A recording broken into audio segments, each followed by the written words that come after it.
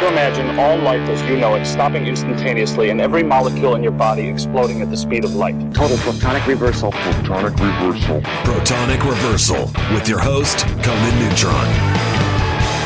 Broadcasting from a secret underground lair in Milwaukee, Wisconsin. A gigantic middle finger to everything that is rotten about music, rock and roll, and corporate power. The thing is, though, if you don't laugh, you're going to go on a killing spree with sharpened nails. Confidence of a hero or a fool. I wasn't exactly certain which. Could not be more professional. It's only one I choose to go my life to. That's okay. It means something. It means something. And take that away. You know, that's my take on it. What's yours? Protonic Reversal. That's like a science thing, right? Indeed it is. It is a science thing.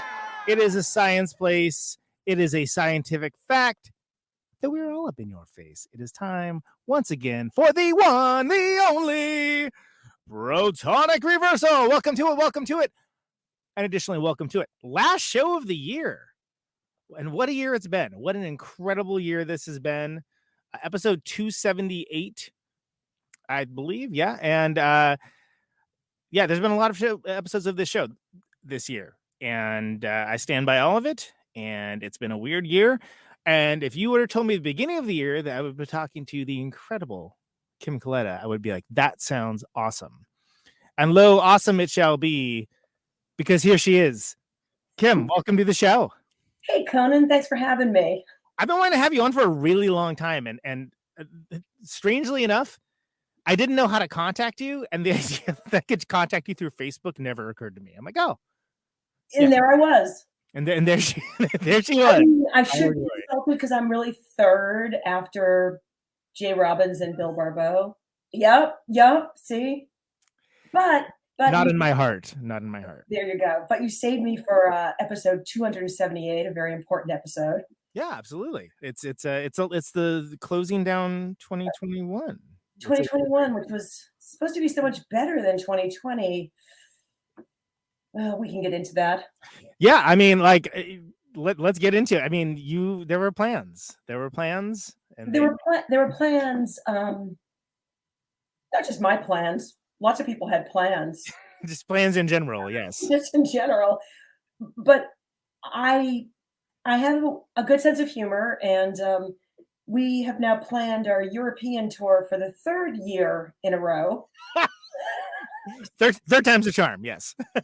And I say third time's a charm, and for a while I was doing that thing where I'm like, oh, surely by, and you name a random month and year that it will be fine by then. Yeah. So I am not going to say that it's going to be fine by June of 2022 when we're supposed to. Our tour just keeps shifting from year to year. Like we started strong with the reunion in 2019. That seemed promising, and we were supposed to go to Europe, right after that, and that didn't happen. So so we have dates coming up, and we will see. Now I'm on the day-by-day plan, like many people are. So I was lucky enough that I got to see you in Chicago for that show, which was great. And that's our home away from home. Right. It was badass. And like, love that place. It was definitely badass. I don't think I've talked about this on the show, but I think I may have messaged Bill about it. But like, my band played the night before in St. Louis, and it was not awesome. Like it's one of those, like, generally speaking, I don't put my band in positions where it's going to be like, a bad situation, but it's one of those shows that kind of make you question why you are doing anything, especially as you start to get older. And we've all had those shows. Yes. And, I gotta say, like, it was life affirming. Like I was like, wow, they're hitting this so hard and they're doing this so well. And the people are just giving it back, drawing it. Like, it was beautiful. It was amazing. It was really special. Such nice energy. There's always been such good energy in Chicago. And that's why we released this live record that we just put out from the Chicago shows. Yeah. It just made sense. Like the energy from the crowd was so great. And you're a musician. You feed off that. It can make a good show great. It, Even make a show where like you're like, I'm not feeling this, and then like the crowd is awesome. You're like, all right, I'm in. Let's go. Like it makes you play harder. It makes you like it just there's something about digging deeper or something. It does, and I just love. I hadn't been to Chicago in a while. I love that city, and really all the dates were good and special and surprising. I blew up several bass heads, which I've never done. Like there were just some, but listen, we were really prepared. And I referenced this earlier when I messaged you. Yeah. I am actually a super nerd. Right. And so when I realized like Jay had kept playing and Bill had kept playing and Zach, but I really hadn't kept playing. Yeah. Maybe dabbling, but not playing in a band. And so for a year ahead of the dates, I practiced every day. Like every day. Wow, that's awesome. I mean, that's some Karate Kid stuff. I love it. It was. Yes, it was very Karate Kid. I just couldn't, like, I would get home from work, I'm a teacher, and be exhausted and be like, nope, you're going to play at least, 30 minutes a day. Some practices longer.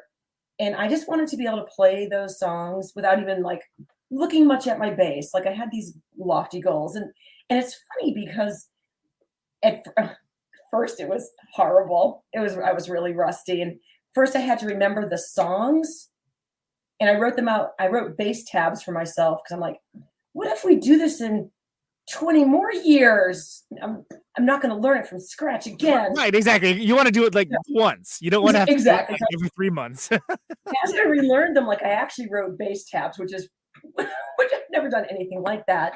But I'm really grateful I did because now that I'm practicing again, there's a few parts I'm like, oh, there it is right there. Go me. But yeah, so I hit it hard. I don't think the other guys had to hit it as hard as I did.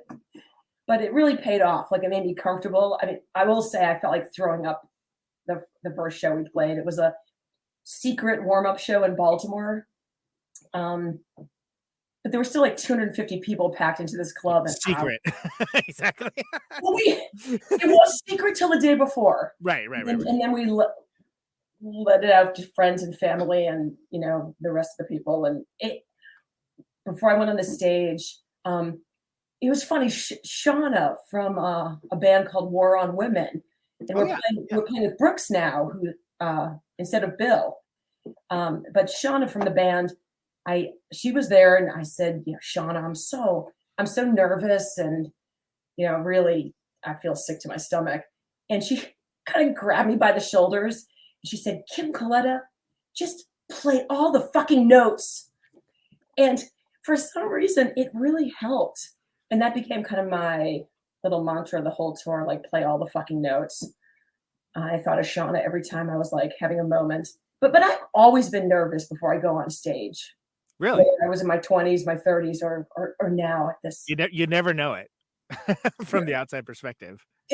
No, I hear that a lot, but inside I'm dying. And it's odd because I'm a rare person. I don't follow any of the public speaking rules. Like, look to the back of the room and don't look right at the people. I actually stare right at people. No, you're right there. I actually love that. And like it's weird, right? Like it's weird, but it's it's become like this signature thing. And it actually, when I look at individual people who seem to be enjoying themselves, it like settles me. Yeah. And doesn't distract me. I think it's an odd affect, but there it is. It works for me.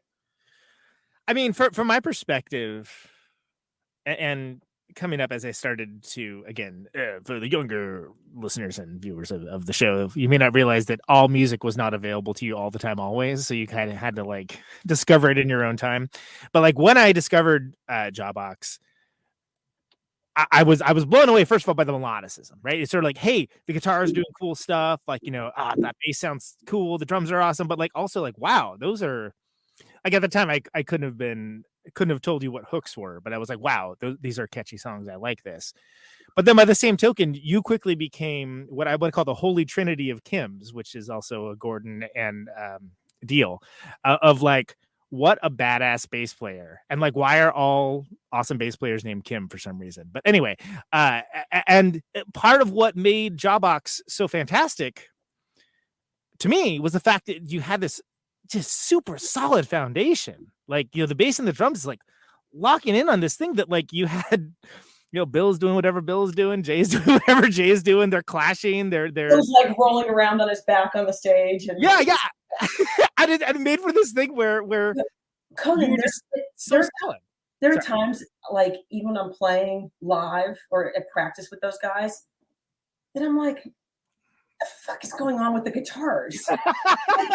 like, it just, I'm like in the middle and there's one on either side of me. And I'm like, no wonder I just have to hold this down. Like, someone's got to hold it down. So, like, Zach and I are just, locking in, doing our thing, because it is so maniacal, the interplay of guitars, which I love.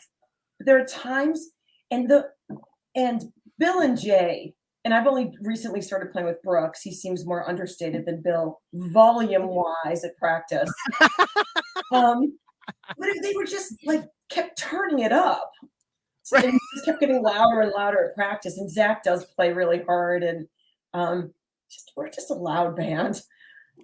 Yeah, but the thing is, it all works. And the thing is, as a listener, there were times that like Jawbox, I would actually, as I kind of went from being just music fan to also musician, one of the first things I thought of is like, it must be crazy to be a bass player in this band. Like when I finally understood like more about it, because it's what the rhythm section does. Makes those songs so intrinsic and driving, but it's just like non-Euclidean geometry to your left and freaking algebra over to your right. Like, it's like, what is happening? But it all works somehow, and it's catchy. Yeah, because Jay can sing, right? Yeah. So what an awesome dude. He's a great singer. And what's interesting is I think in some ways we've come back stronger because we have wisdom we didn't have when we were kids. Yeah. Like, Jay has better control of his voice. His control is like, as someone that, well, not to constantly turn it back to me, but as someone that's like basically learned better technique for singing, like I've come to respect those that have it. And he's a monster. Like he's really good. Yeah, and on this last tour, Jay had for the first time ever worked with a vocal coach from the Baltimore area. Yeah, and he gave him some. Wasn't like a lengthy class or anything like that, but it was some time with this guy, and he developed a series of vocal warm-ups because your voice does change as you get older. Like it's harder. And we actually, probably no one knows, this is probably the first time anyone knows this, but we dropped everything down half a step on the instruments. Really? Oh, I love that. I knew you would love that. Yeah, that's awesome. I knew you would love that. So no one would know that live, but it just made it easier for the vocals. Yeah, I mean that was Nirvana did that. Like good enough for Nirvana, good enough for me. Put it on doily hanging on the wall. Yeah. Yeah. But I mean, like there's drop D tuning and other like alternate tunings, but this was just everything goes down half a step and across, the strings, and on the bass, you play it the same, so it didn't, rattle me at all. But it really helped, I think. Jay hit the notes, vocal. I mean, there was just something so wonderful about seeing all you guys just attack those songs and like really kind of come at it. You mentioned it, like sort of like with like a little bit of age, a little bit of distance, and to like almost kind of really recognize what made each song kind of badass and like lean into it. Like it was like a masterclass, not to like. I had some moments too where I was rehearsing by myself and I'm playing the song and I'm remembering how I used to play it. And then I'm like, why would you have played it that way? It's harder than it needs to be. And so I changed the way I play some stuff, play it on different frets, whatever. And I just wrote some different parts, even added to parts. It was a lot of fun, kind of just tweaking it a little bit, the bass lines. So this is something that I always ask folks whenever they, reconvene or come back after a break or something. Did you find yourself hearing different things when you came back to the music? Yes. I'm not too much of a listener of my own band. I think some people are, and which is fine. Yes. Okay. I'm not judgmental about it. I just, hadn't been like, I'm going to listen to a Jawbox record today. Just, I think there's so much amazing music out there. I don't usually think to do that. So I really had to intently listen to it again. And I was happy how, especially the last two records and some of Novelty had really stood the test of time. In my estimation, no, absolutely. You disagree with that or whatever. That's no. Let me actually say that if anything, they've aged better. That's awesome. I think we were weird, and we sat between some genres of music, and one of the reasons I know that is because back in the day we played with a variety of bands. Like we played from bands like from Corrosion of Conformity to My Bloody Valentine, and it kind of worked, like it all kind of like we could play with soft bands and loud bands, and really not many hardcore bands because that wasn't really, but still some hardcore bands even, like we played with Bad Religion, I remember, and so it was like something about our music, and I know myself, I was really informed by a lot of bands on Homestead and Touch and Go. When we were kids. So well, but you guys had a thing where you always were going to sound like a little bit like you're not going to, there's no band that sounded exactly like you guys, which is, and we talk a lot in the show about that being something that I feel like that was more of a thing in the 90s, that like it was a bad to sound like other bands. Now I feel like people do it intentionally, which I'm like, all right, whatever. Yeah, no, I get it. But like, since you're not going to sound like the other bands, like why not just play with other bands that like kind of make you want to hit a little harder and they get you stoked about, that's great. And I always love that about you guys too, because it seemed like you had a quiet authority to who you were as a band. From the outside. I don't know what it was like from the inside, but yeah, no, and I actually think we made that obviously like pretty giant leap from Discord Records to Atlantic Records. Pretty big leap.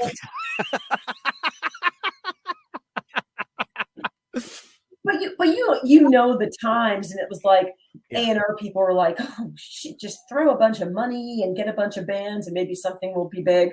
Right. And we were no dummies, like we knew what was going on and chose to do it. And I think really, I mean, we drove Atlantic crazy because we stayed exactly who we were, and that's not what they want. Why can't you just write some hits? Just write some hits for us, please. Exactly. And our poor A&R guy, like actually came from the Boston hardcore scene. This guy, Mike Gitter, great guy, but he was under pressure from the label to like talk to us in certain ways and like, well, could you do this to this song? And we're like, no, we can't.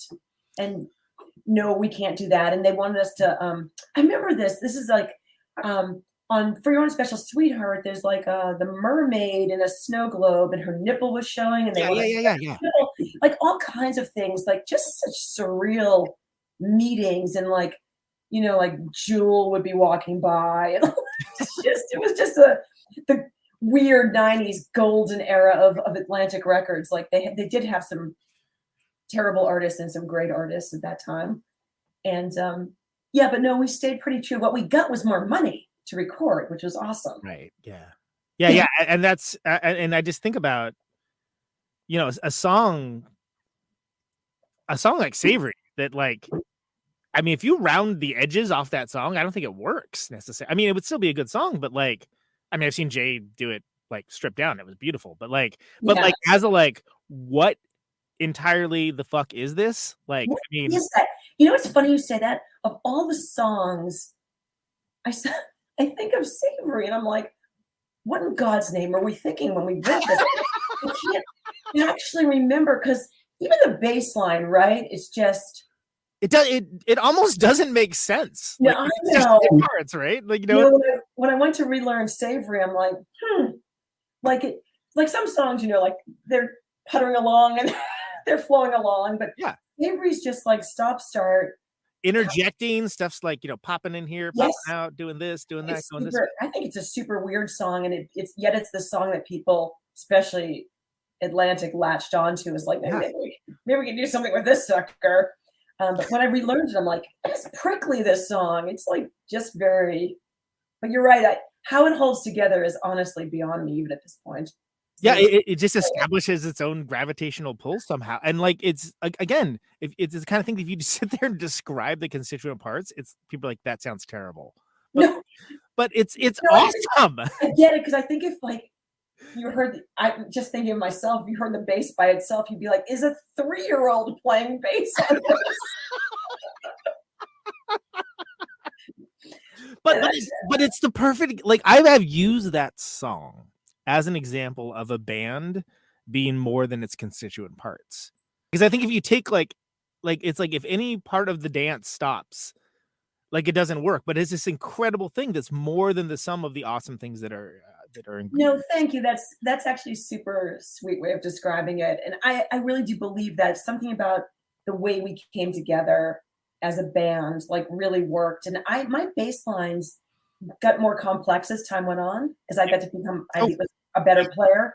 But in a way, I never tried to overly complicate the bass lines because of the guitars that we talked about. Because if there was also really super fiddly bass, like I love bass and bass playing. I love, like, I think the space is as important as just like playing it through. And some of the Jawbox songs I play straight through, but often I don't.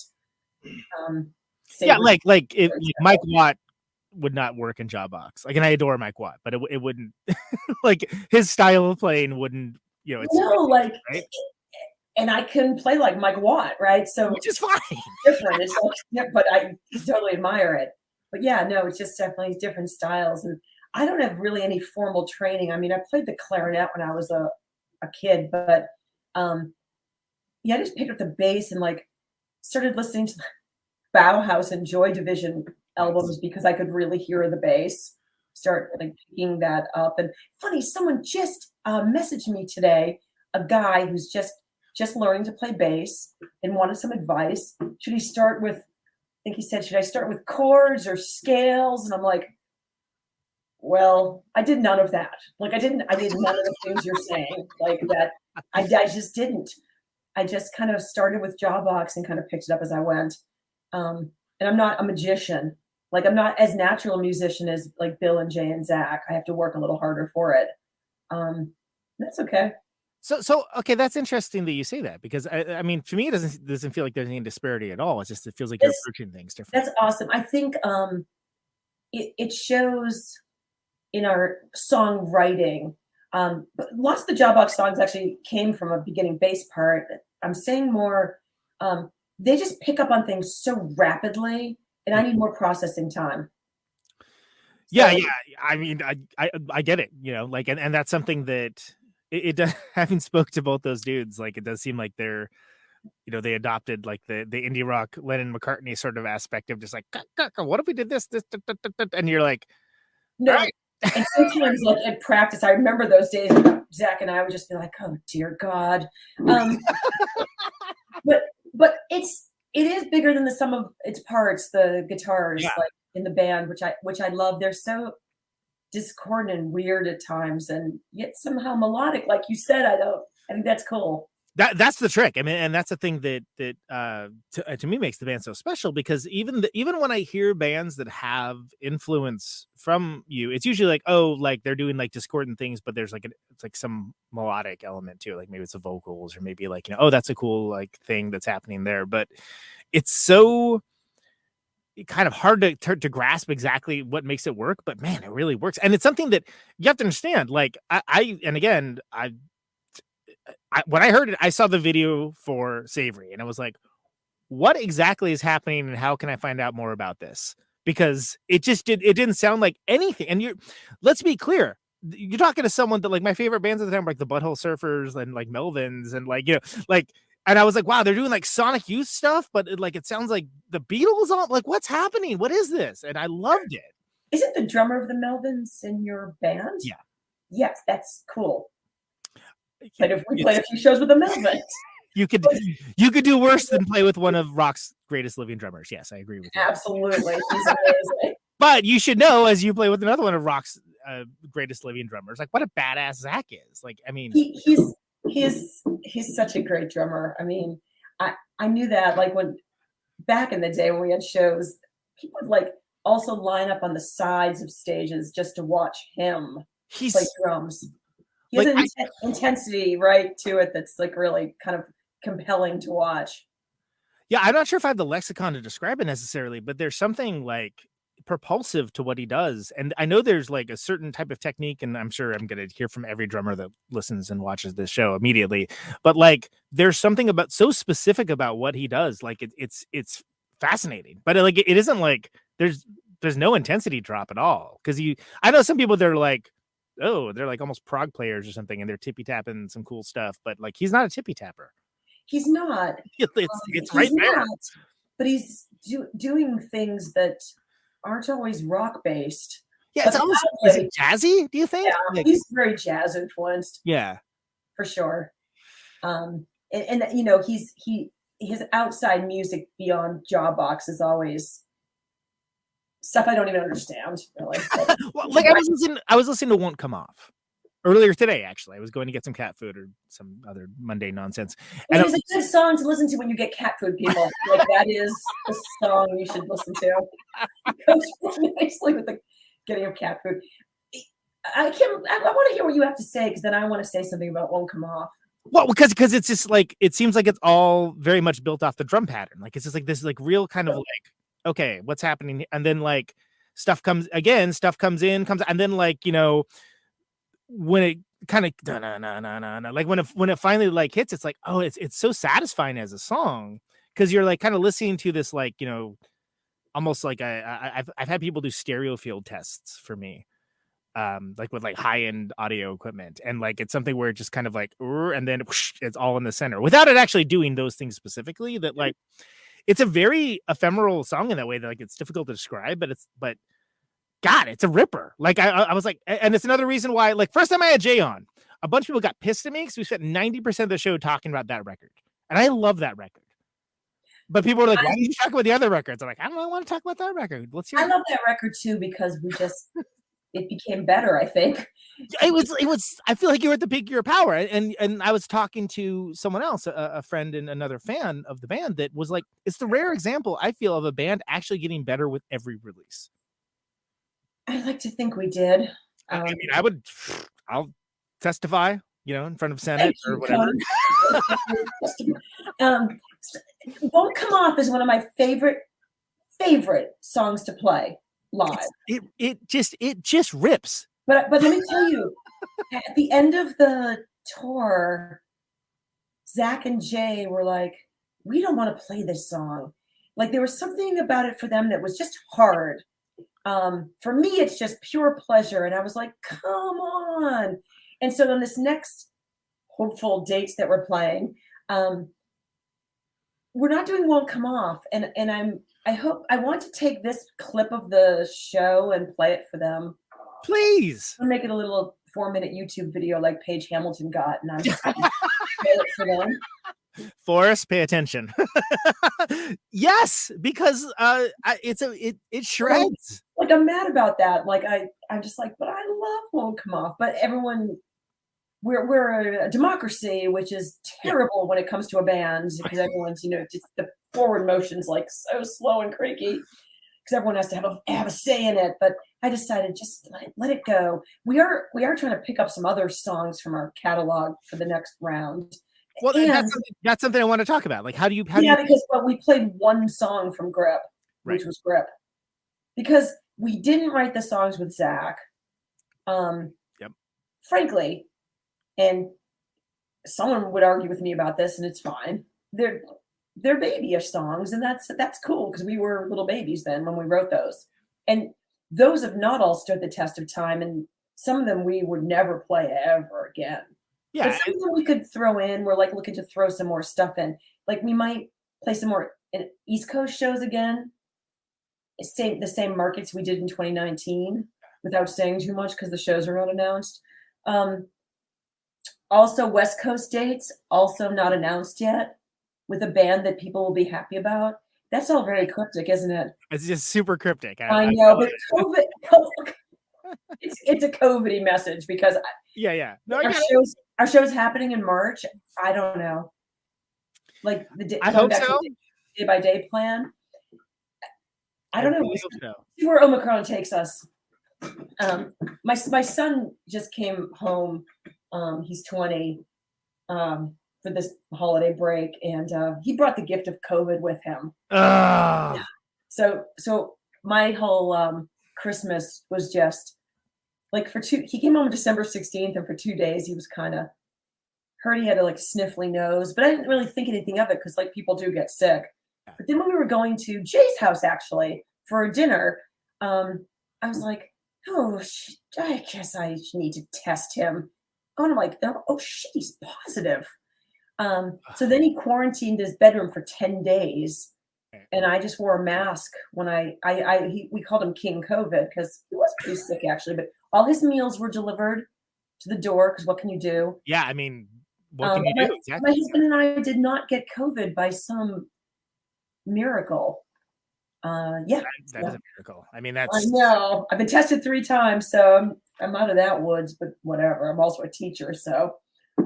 I wouldn't dare out them on air, but there's folks that have similar stories, and there's folks that weren't so lucky with it, and I get that people don't want to talk about it. Like I fully understand it. There's sort of like a stigma to it along those lines. Is there still a stigma? I don't know. Some people seem to think there is, and it certainly isn't for me. I'm like, okay, he has COVID, and I think the stigma is like you have to call it a breakthrough case so everyone knows you've been vaccinated. Well, exactly. You have to mention. Well, just to be clear, I've got the because my son was got the vax. He was vaccinated. He was due to get his booster the damn day he tested positive for COVID. And I am boosted. I'm like, did that make a difference? I don't know. Yeah, I mean, one could. I mean, I know someone very close to me in my world got it, and it was a breakthrough case. It was, and just works in a place that has a lot of people, and we're going to get a lot more breakthrough cases. I have a feeling, and I just heard from my school, like we're not going back next Monday like we're supposed to because there has to be testing. How could you? Yeah, how could you? You can't. There's no way. Yeah, you can't because I work with 5th graders right now, and they're like little germ factories on the best days. Oh, exactly, and that's without the global pandemic part of it. Yeah. With that, exactly, that's without the global pandemic, and it's funny that demographic because their brains are hardwired to be. I'm at an all-boys school. I want to say there's 700 dudes. They just 5th graders that age. It's like being on tour, right? Yeah, it's not unlike it. There's a lot of men in my life, and that's fine. I do quite fine, hold my own. But the 5th graders they're like puppy dogs. So for the first like few months of the pandemic, when we did go back in person eventually midway through last year, getting hoarse, all the teachers shouting, 6 feet, stay 6 feet apart, and then we just gave up. Slowly, you can't do it. And it's okay because you know what saved us up until Omicron was the mask wearing because the kids were really compliant about wearing a mask, which was really amazing because adults, well, not all of them so much, but kids were like, okay, now I wear a mask, and they kind of did it. They're like, oh, now is this actually working? So I feel like you'd be a greater authority on this than I, but to me, like, I don't know, maybe I grew up different, but the idea of like having to wear a mask instead of like I get to wear a mask, like, are you kidding me? Like, hell yeah, I'll wear a mask. I feel like a bandito or something. It's funny. They were like, a few of them, like, it's not, they can't do it. Like, it's on their chin or it's like this on their face or whatever. They're just not good mask wearers. But most of them, it's like no different than wearing a costume. They're like, okay, now I wear a mask. Yeah. I mean, my favorite, again, one of my favorite moments was when I masked up, put on black sunglasses and a hat that said consume. And then went out shopping. I was like, I feel like the most badass person that ever lived right now. No, and it's perfectly like ethical and like actually encouraged by many people that would not normally say that. There's a few people. I have a friend, a good friend with social anxiety, and he has so enjoyed the mask wearing because he sweats in certain situations, and it really hides quite a bit. Yeah, and he's much more comfortable with the mask on. So not everyone hates the mask. Most people hate the mask, but it's an interesting construct, and it seems like it's going to be with us for a while.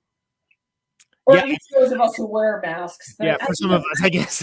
Listen, you're in Wisconsin, right? Yeah, which in the urban areas, like It's fine, right? great. And then Madison is cool, right? But then once you Dane get County is to like the most, Dane County is like the most vaccinated county in like the United States of America. Milwaukee's like up there. Like, but the second you get 10 minutes out into the suburbs, like forget about it. It's like, oh, COVID's over, I guess. Huh? Yeah. So I live in Who knew? just north of DC, in Maryland is called Montgomery County. We also are amongst the most vaccinated counties. Yeah. We're at like 99.5% or something. So I live in a little bubble politically. And now, with the pandemic, which has political ramifications, which is ridiculous, but there it is. And I sometimes forget, like I just went 20 minutes north into more of the Maryland countryside, right, to a brewery over this holiday break. And I'm like, oh, only 50% of the people were wearing masks. And so I'm like, oh, I was like shaken out of my little reverie, which is being in this like progressive urban area, realizing like we shouldn't be in this spot right now. But here we are, and it's weird. If dying doesn't convince people to get vaccinated, then I have nothing left, right? And then it's like what, Darwinism? I mean, I hate to say it, and like, folks like Steve Albini have been sort of like tut-tutting people, like, wishing those they get sick ill will to come at it with bad intent. But like, I'm like, maybe that's what's gonna. And I guess I'm just not as good of a person because I'm like, well, is it so bad if they croak? I don't know.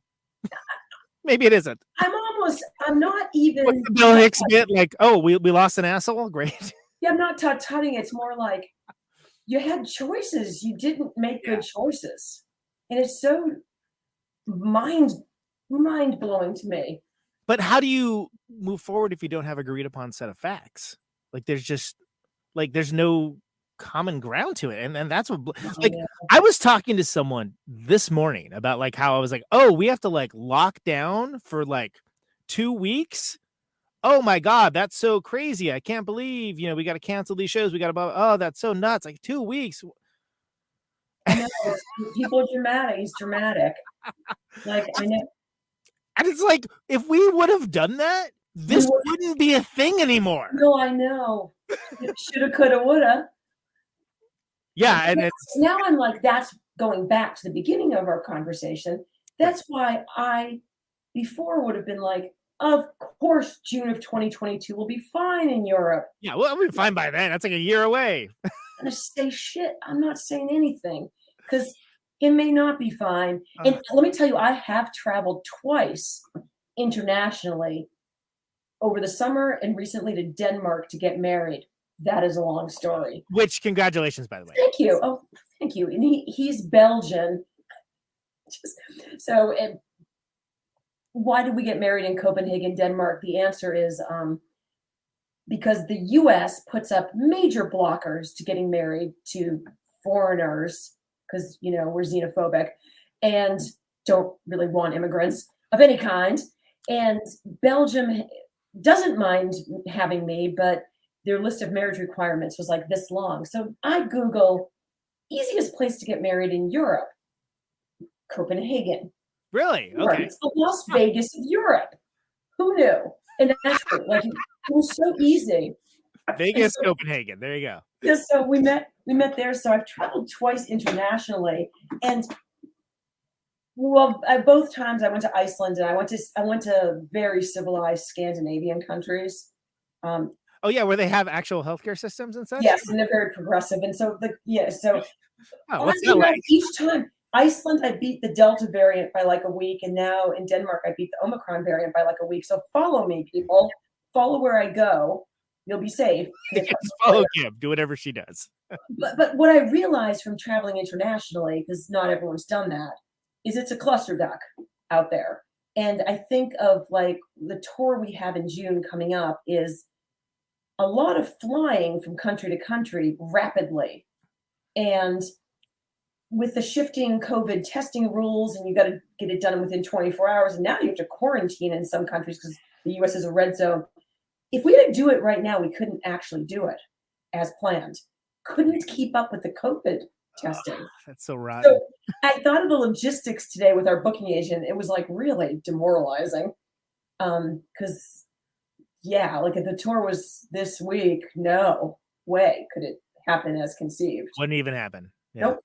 Ugh. No. The US is a different story, right? Because it's just a different story. I don't need to get COVID tested when I roam around. Yeah, I mean, it's not. I was talking. Somebody was asking me. I was like, it's not only just a different story from state to state. It's like city to city. It's venue to venue. Like it's just there's no. Oh, that's true. Like I'm used to DC where it's like you have to be vaccinated and be wearing a mask if you're going to a show. Which basically almost every venue in Milwaukee is the same way. I know Chicago's even more stringent, but like, is it that way the second you get into Iowa? No. Like, no. Is it that way in Indiana? Definitely not. No. Like, but we have shows planned, like I said, on the West Coast in March, and just kind of watching what's happening and just seeing what's going on. Don't want to buy the plane tickets yet. Don't want to buy the plane ticket. I don't. Or refundable tickets. I don't know. No, I get it. Yeah. I 100% get it, and it's such a drag because we're practicing as if we're playing shows. Yeah, so exactly. There it is. Because what else do we do? You'll be ready. I'm going to be ready. I'm going to be ready for something, a backyard concert. Yeah, so sure, and why not, right? Like whatever. Like the literally better than nothing.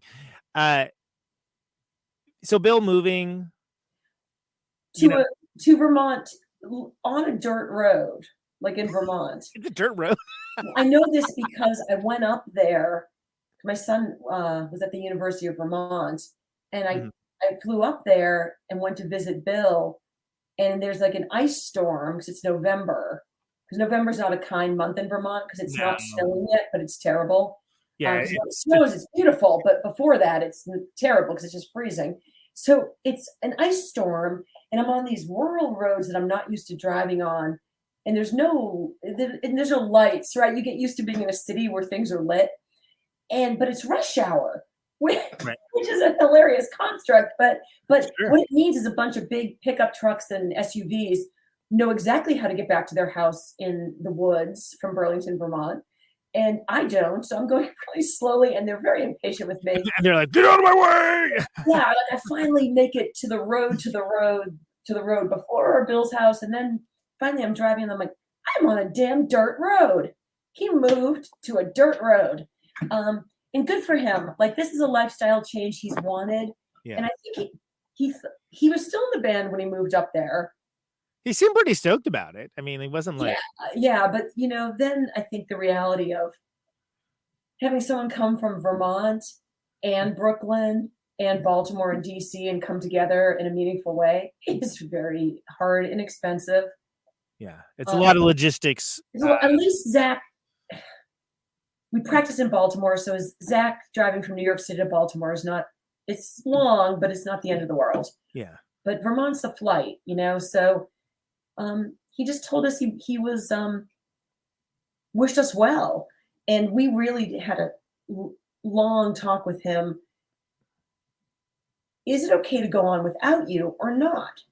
Because the four of us are so wrapped up in it, and he really wanted us to do it, and really gave Brooks especially the kind of stamp of approval. And I have now played with Brooks Harlan. He's amazing.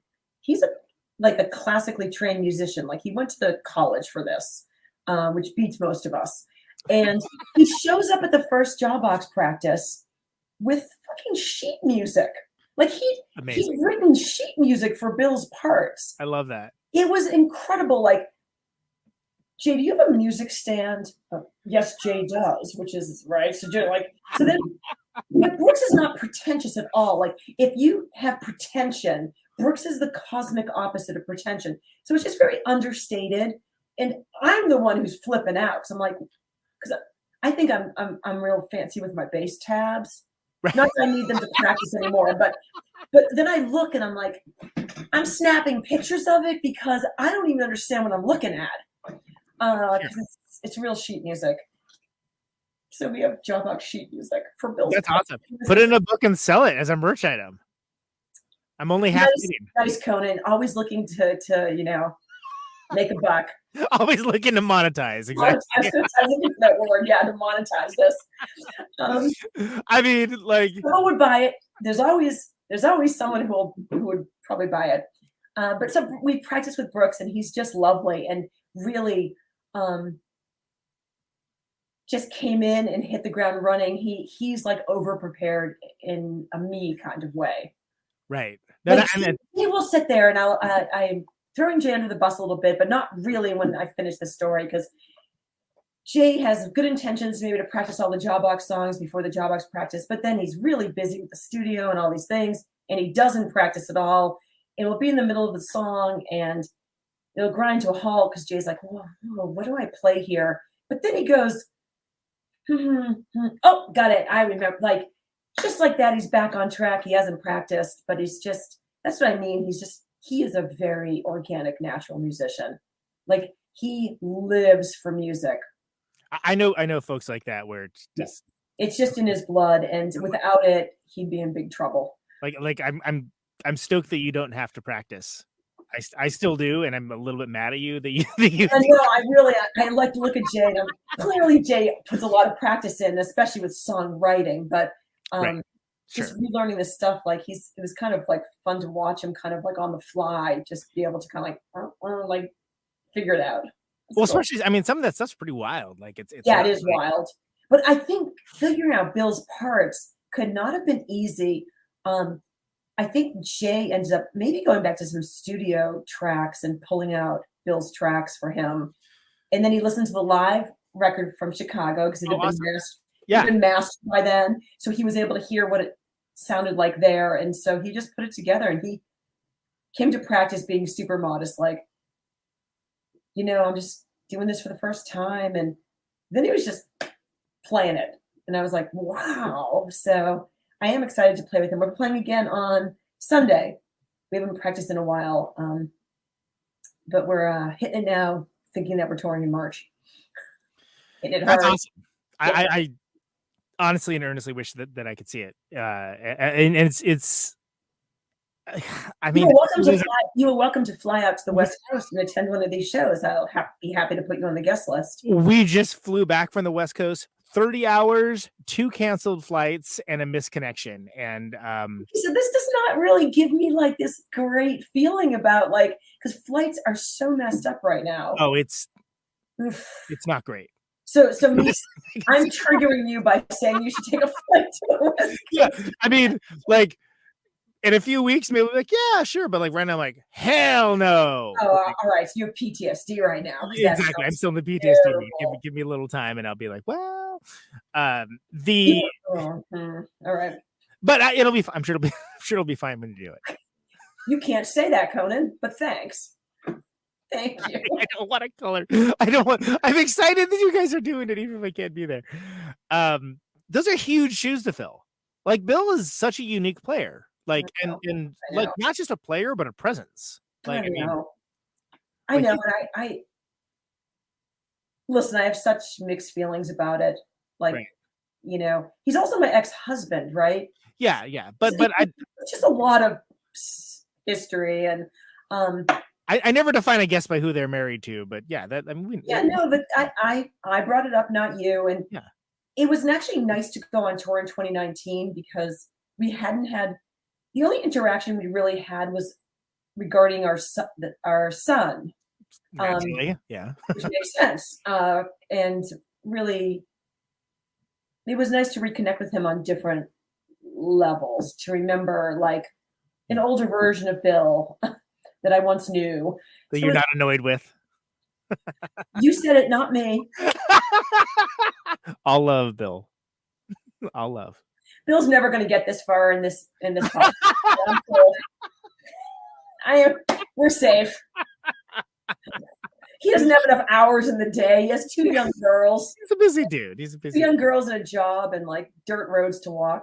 He's writing like kick-ass power pop with Jim. Jim Spellman. Yeah. I love that Foxhole Stack stuff, man. It's great. Yeah, it was cool, wasn't it? It was really like I thought it was really put together and thoughtful. But I see that. Bill and Jim are precise. Like I'm not surprised it came out as it did. I mean, in a way that I never expected. Like, oh wow, the greatest power pop record I've heard in like years came from these dudes. Like, wow, great. Yeah, it's too what a bad nice surprise. They played like one show maybe or something. Like it just and then Bill moved, and I don't know that they're playing anymore. I have no idea actually. I hope they do, because the approach of folks doing like something like uber poppy like that come from like a more like noisy, crazy background. Like there's something real special about that. Yeah. Well, I'm trying to write new music with Excellent. the guy who's now my husband, and he's a drummer, of course, which is convenient. And so I actually met this guy. His name's Yo. I actually met him. He put on our show in Belgium in 1994. Show organizers take note. Exactly. That's how you get the woman. It just takes 25 years. Just throw a kick-ass show and the rest will fall into place. Well, what was notable about the show, it was in a town called Leuven, which is a big university town outside of Brussels.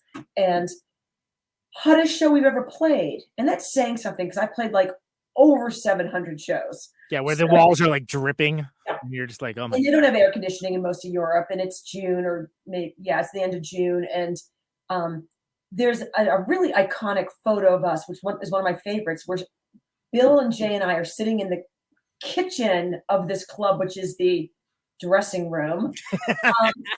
You know the deal. Yeah, I know it. But it's better than a squat. And we're steaming, like our bodies are steaming. Yeah. Post show, it was just really, it's a cool picture. I actually have a print of it in a frame downstairs because it just reminds me of lots of good times. It's just cool. But anyway, so that's how I met him. He is a super Jawbox fan. Right. Super nerdy Jawbox fan. Yes. And we stayed in touch via letters for a while, then lost touch, and then reconnected post-divorce and post-divorce relationships we both had on social media, as you do. And it was like then a lifetime special. Really like a punk rock lifetime special. Oh, really awesome. I love that. No, it's really sweet. But he's unfortunately in Belgium right now, and I'm here because he's going to move here, but waiting for the green card, which takes a year. Yeah. That's no, I mean, it's just for various reasons I need to stay in the States right now. So he's happy to move here, but just we're both actually happy to keep our jobs as well, because we have kids in college. So he's doing his thing and I'm doing my thing. But he was here recently. He was here recently for my son quarantining for COVID for 10 days. So. Thank God, yeah. Wouldn't want to miss a scintillating second of that, would you? It was like, hi, this is my new husband, and then go to your bedroom and I don't want to see you for 10 days. It was almost like that. Please stay away from him and do not give him the thing. My son was super compliant because he's not 8 years old. So what 20-year-old guys do is like put on headphones and just shout to their friends in game. So it wasn't like that different. Quarantining wasn't that different than his normal day-to-day. Just saying. Wasn't that much of a stretch, really. Not really. I think if you have younger kids, it is a stretch, because my brother's 8-year-old did get COVID recently, and that's much harder. To stick an 8-year-old alone for 10 days is. I would imagine so. Yeah, I mean, it's tough. So okay, having little to nothing to do with literally any of that, but like. I want to go back to you got a deep catalog. Like the band did put out a lot of cool stuff. How and you mentioned it being a democracy, right? How do you pick what you play? I mean, clearly you have ones that bang live. Like like that one's obviously in great. Like obviously we're gonna play Savory, right? Like, we talked about that. And then people would be furious if you didn't play Savory. Exactly. So For Your Own Special Sweetheart and the self-titled record, like I knew those were gonna be two records we pulled heavily from, because like Zach wrote those songs with us, right? And some of the songs on Novelty, to use your word, I think are rippers. Yeah. So like they were obviously going to come along for the ride. And then when we went to talk about what songs to put on from Grip, everyone was like, what is this song? And then we like play it. We're like, no. no. And we got like maybe 2 disgruntled fans the whole tour who were like, thought you'd play more stuff from Grip. But let me just say that wasn't a theme. It was not a theme. Like we didn't hear like, oh, you really, I can't even think of a song to say like Consolation Prize. You really should have played Consolation Prize. Although I've been listening to the record this week because with one of our shows coming up, supposedly in this next summer, we're going to play a few nights in one city. I hate to be so weirdly. I'm an open book, except that the shows haven't been announced. Well, so. It's fine. I'm always happy when I get to break news, but I get it. Let's say we're doing like a mini residency. So there's a bit of a theme stuff going on. So we need to learn some more songs from the catalog. And so Jay proposed a list, and I just know on Sunday at practice, it's going to be on. Like we're going to be parsing it and trying to decide which one and having arguments, like adult arguments, like not like, I hate you and I hate that song. But we'll see what we come up with. We can't relearn them all, nor should we, because some of them are really bad on Grip. But they're just sophomoric. I mean, that's it. Like they just exactly. It's a younger band. It's a younger band with. No, but playing Grip was really like fun. An Impossible Figure or something. That's a freaking awesome tune. Impossible Figure made. Jay didn't put it on, and I said, "What about Impossible Figure?" That was me, because I'm like, I think that song's pretty decent.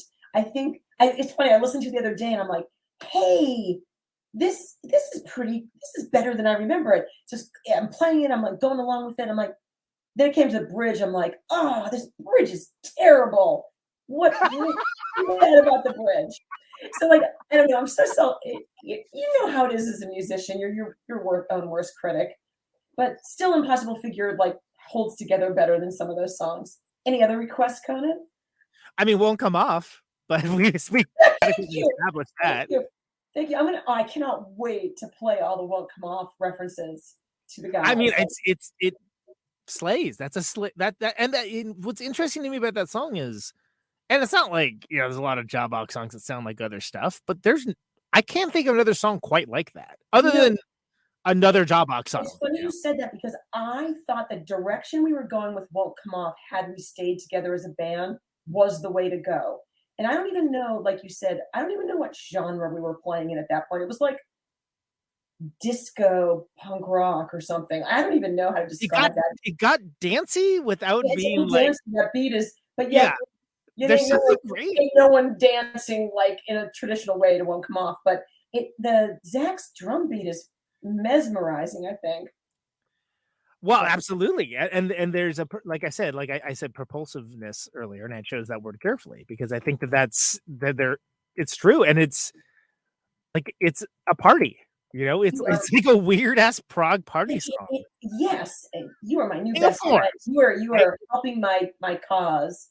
So yeah, Won't Come Off. But if you can think of others, we need some from Grip and Novelty to add back in. So we're gonna. I'm just glad. If I remember, I think you played Iodine. We did. I love that song. And that song is so great. But I know that there's like the EBO, and it's like logistically kind of like it's kind of weird and awkward to do that. But technology has kind of like come along and helped with that. And like I was like, fuck yes, they're playing Iodine. It's awesome. Oh, you mean because it has the EBO? Yeah, the woo. Yeah, that. I say that has led to more. That has led to more technical issues at the beginning of that song than any other Jawbox song because we used the EBO for a while and then that it would go missing on tour. We couldn't find it. It's small, right? It's a small little piece of gear. Yeah. And then on this last go round. Somebody leaves it on, the 9-volt dies. Like Bill tried like 1,000 different ways. Like I'm gonna try to like Jay tried to do it with a pedal, We figured it out. Maybe it's quite like it. No, it sounded awesome. I was impressed. I was not an EBO though. Yeah, I don't remember what you guys did. Like I think they might have triggered something with a pedal. Or Bill did something else weird with his loop or something, or yeah, it was a loop. I think that they used. I don't want to think about pedals because when I think about guitar pedals, I kind of break down a little bit and want to cry because it's such a pain in the ass. And I have one pedal, a tuning pedal, one pedal. And then Jay and Bill have these huge rigs they bring with them. Oh no! Right. I don't think so. No. It's just like so much can go wrong, and so much has gone wrong with all the pedals. So I just look at the two of them with their pedal boxes, and I'm like, Although someone did give me a pedal on this tour as a gift on this last tour we did, and I might try it. I mean, do you want to give an endorsement, or have you tried it out yet, or what? Like, give me 1 second because it's right here, and I will. This is an important moment in. Yeah, no, I will because I played it at practice and it was so cool. I'm gonna bring it with me. Here it is. Oh my God, I don't remember his name though. That's so bad. We're gonna look it up though. All right, so it's in this lovely. So here I'm gonna. And this was in Minneapolis where I got those. Yeah, that's a very well respected and well loved pedal company. Yeah. Yes, so it's so lovely. It was given to me as and there's like he even like wrapped it nicely in this thing. So this is like it is a Zvex and it is a distortion pedal. So I could see it might have some role. It's really fun though. I've never played with a pedal, but I'm bringing it to practice. Gonna check it out. Yeah, so that I am giving an endorsement. It was like super nice. I got a few things I like, but you don't need my help. His name is out of my head right now, though, but super cool guy. You 100% do not need my help. You're doing great. You were doing great before I was really playing music, so you don't need my help. But yeah, no, I don't have any pedals, so like I do laugh at the guitar. I'm happy I'm not a guitarist, actually. I think if I remember correctly, when I saw you, I think you guys played static. Yes, we play it differently now. Yeah, and I like that, and I like that. I thought it. I talked to Jay about it, and I think we talked about a little bit about some of the changes, and I thought that was very interesting because that was a good. It was interesting to because Jay rewrote that for like solo stuff he did. Yeah. On a tour, and then we ended up playing the new version of it, and I like music to be evolve, evolving, changing. Yeah. Why not when it makes sense? When it and we had lots of little bits that were different. Like nothing as radical as static, maybe. But there were lots of little things like slowed down endings and slightly different parts. And like I said, just like the wisdom at practice, like we're better at listening to each other than when we were kids. Interesting. Okay. Yeah. Like there was just a lot of talk. And I think we've become better active listeners. And I would really like to write new music. And it just with Jawbox, but we can't seem to all get it together to be on the same page about that. So we have a bunch of parts that exist. So I don't know. I can't say. I don't know. I would love it to happen, but I realize I never really finished my thought, which is that I am making music of my own, which is great. Yeah, that's awesome. Yeah, speak to that. You got me thinking about it by talking about Foxhall Stacks because this music's quieter and more introspective. Okay, cool. I mean, that's like, hey, it's the times. It's the times, and also like, I listen to like a steady diet of like Jose Gonzalez. Like I just, I really, I'll always love loud rock music, but I listen to a lot of quieter things too, and. So I'm just in the mood to see. I've never really played with other musicians besides Jawbox, which I know is crazy, but it's true until now. Well, it is crazy because you're something of an icon for the style of music, but it's something where if that's really all you've done, like that's got to be crazy, right? Like hopefully until this new project. So is it? Do you feel? do you feel like it all translates? Do you feel like there's kind of like you have to think more about it? Like how's the process? Well, we're only bass and drums right now, and Right. we're realizing like how hard it is to write without a guitarist. It's challenging.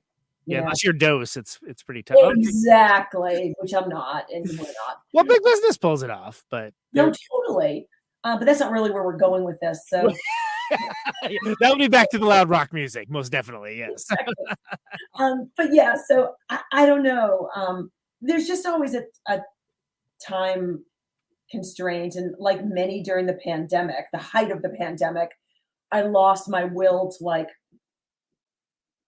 play music and read books. Like I'm an avid reader, and I couldn't read anymore. Yeah, on paper, shows my words carefully there. I'm an avid reader as well, and like I feel like I've read like maybe 3 books all year. Isn't that wild? Like my brain couldn't handle it.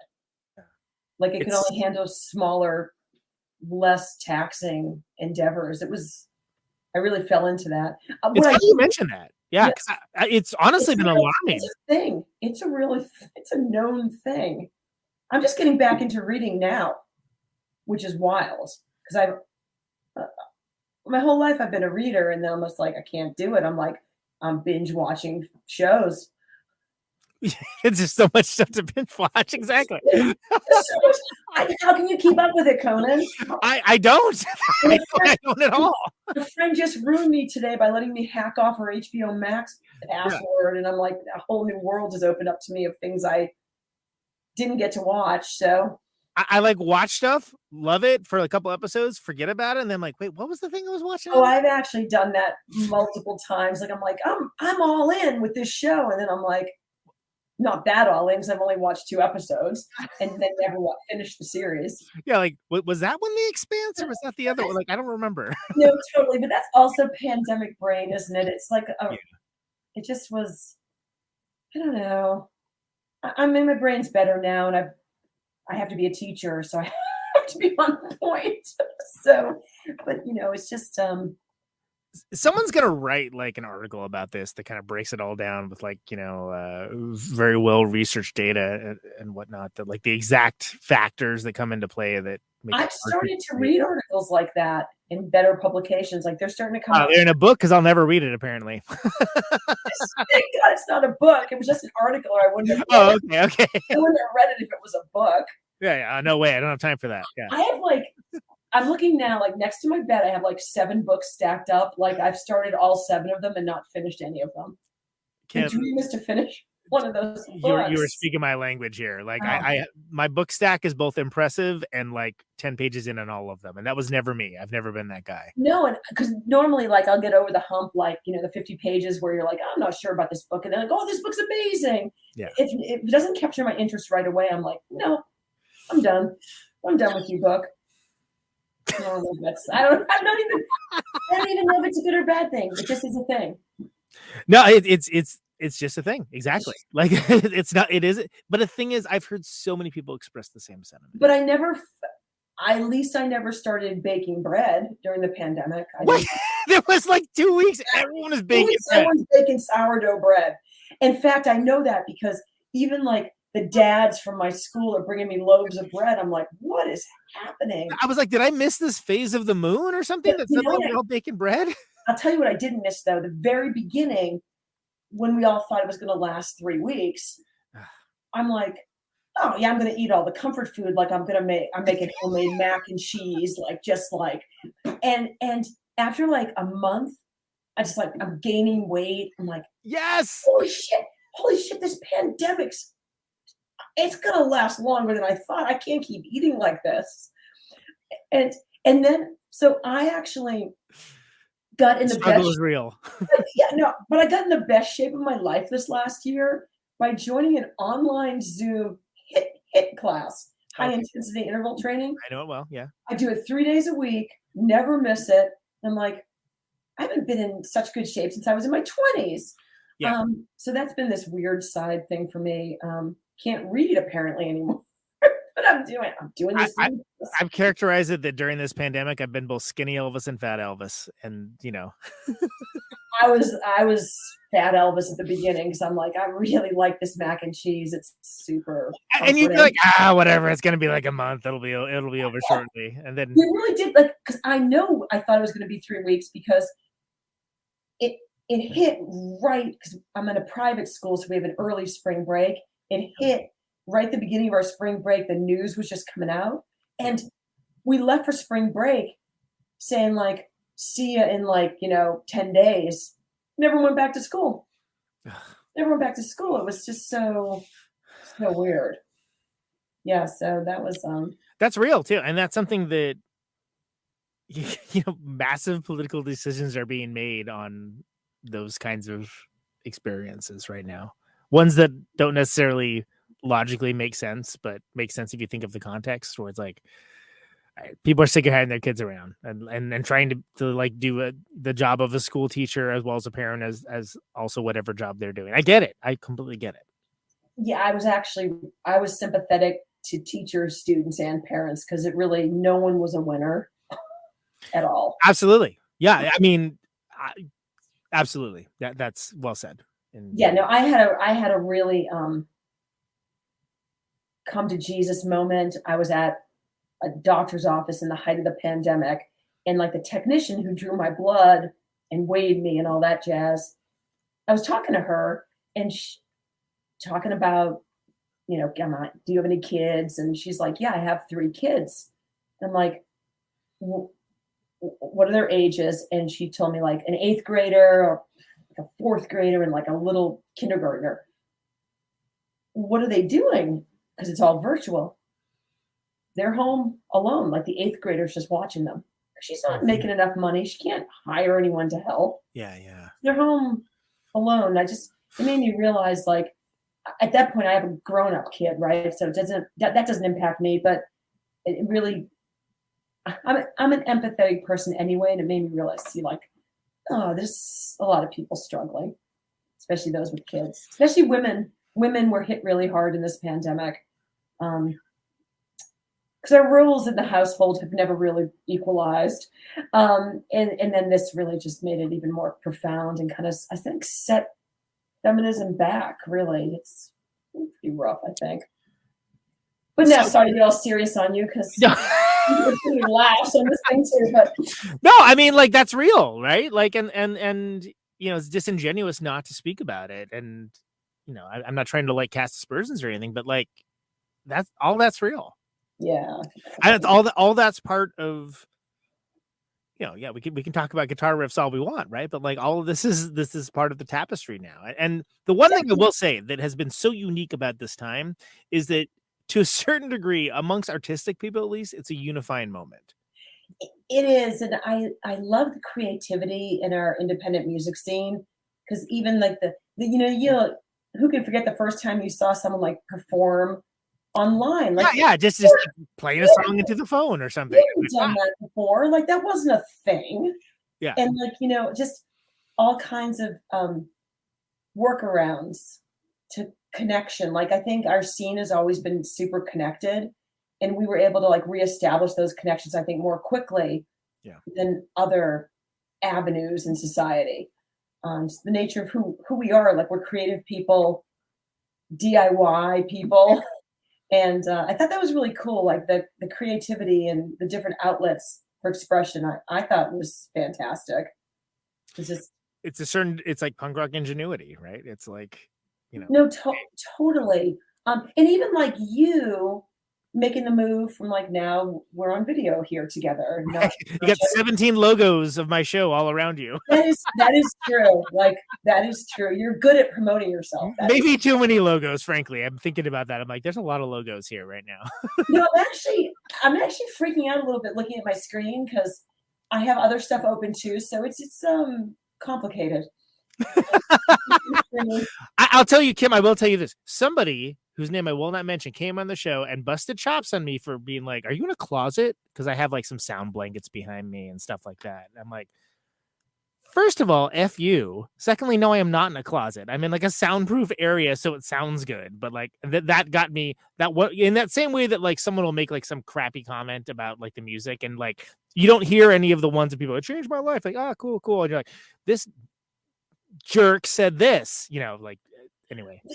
Okay, That led to all of this, which is too much, frankly. In fact, a couple times during this conversation, you've said this person who I cannot name, like Voldemort, right? Like he was. Let's see this. And I'm just assuming it's a man, and that's sexist. It's always dudes. Always, 100% of the time. Here we go. There's fewer logos. You changed our. It really didn't bug me actually, but. Busting your chops. I don't like being like this new setup. I don't love being like, hey, here's me 50% of the screen. I'm trying to find it. I like this thing above my this is the logo kind of hanging out. It's understated. It's like a little flower. I know what it is. I know the scientific thing, but I can do this though, which I do like. I like that much better. Conan's gone. Exactly. Yeah, I love talking to myself. That's not weird at all. Please come back. Thank you. Oh, it's back to this. But I want to say something to you that I think about. I'm going to ask you a question. I'm going to turn the tables on you. Okay. I think about this a lot. You've done a lot of interviews, and this isn't even your only vehicle. I think you have another thing you do. Well, this is my main thing, but yeah, I'm on this movie show now too for the last. Right. Yeah. So you just do a lot of this. I mean, the fuck else am I gonna do? This is not where I was going with this. This is your thing. No, sorry. I that's your thing. Please, yeah. No, go ahead. I am always curious. Like, you've had guests who are easy to talk to, right? And you have a rapport. But you must have, if you do 278 of these, you've had some clunkers, right? Well, okay. So what makes it good and what makes it bad? So that's a very interesting question, Kim. Thank you. And let's reframe this and say there's some people that you have to work a little harder for. Oh, that is so diplomatic of you. So, some folks, like, you get on with them and you're like, this is my new best friend, and we're gonna have a good time talking about best friend stuff. Right. And that's the best. That's easy. That's great. I love that. And some folks, right? You and I are like BFFs now, right? Clearly, we're BFFs. Yes. I'm feeling that too. And some people come on like, and I actually do already know them, and that always helps as well. Easy, right?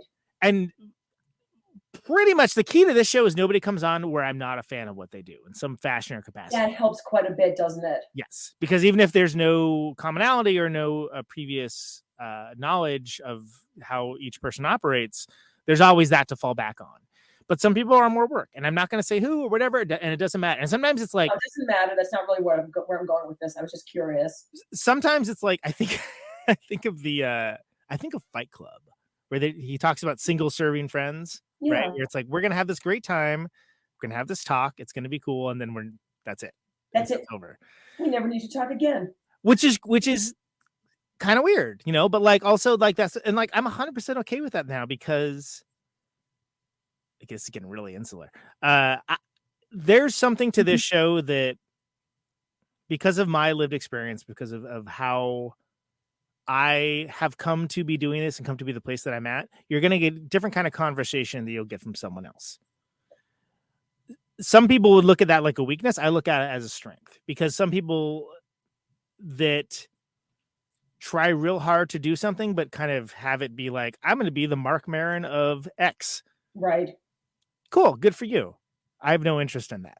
Yep. Like I'm going to be like, ultimately it's way more focused on, like, Kim, if you and I were hanging out backstage at the Metro, the conversation would probably be very similar to this. Other than the fact that it's particular on my end.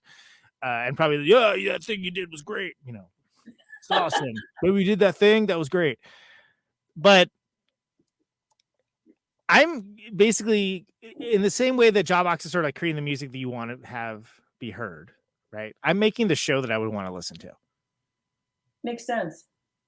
And like, I'm stoked. I'm not just stoked to have you on because like, oh, I'm completing the Jawbox bingo card. Not at all. Like, I'm stoked to have you on, because I think this is going to end, like, so far so good.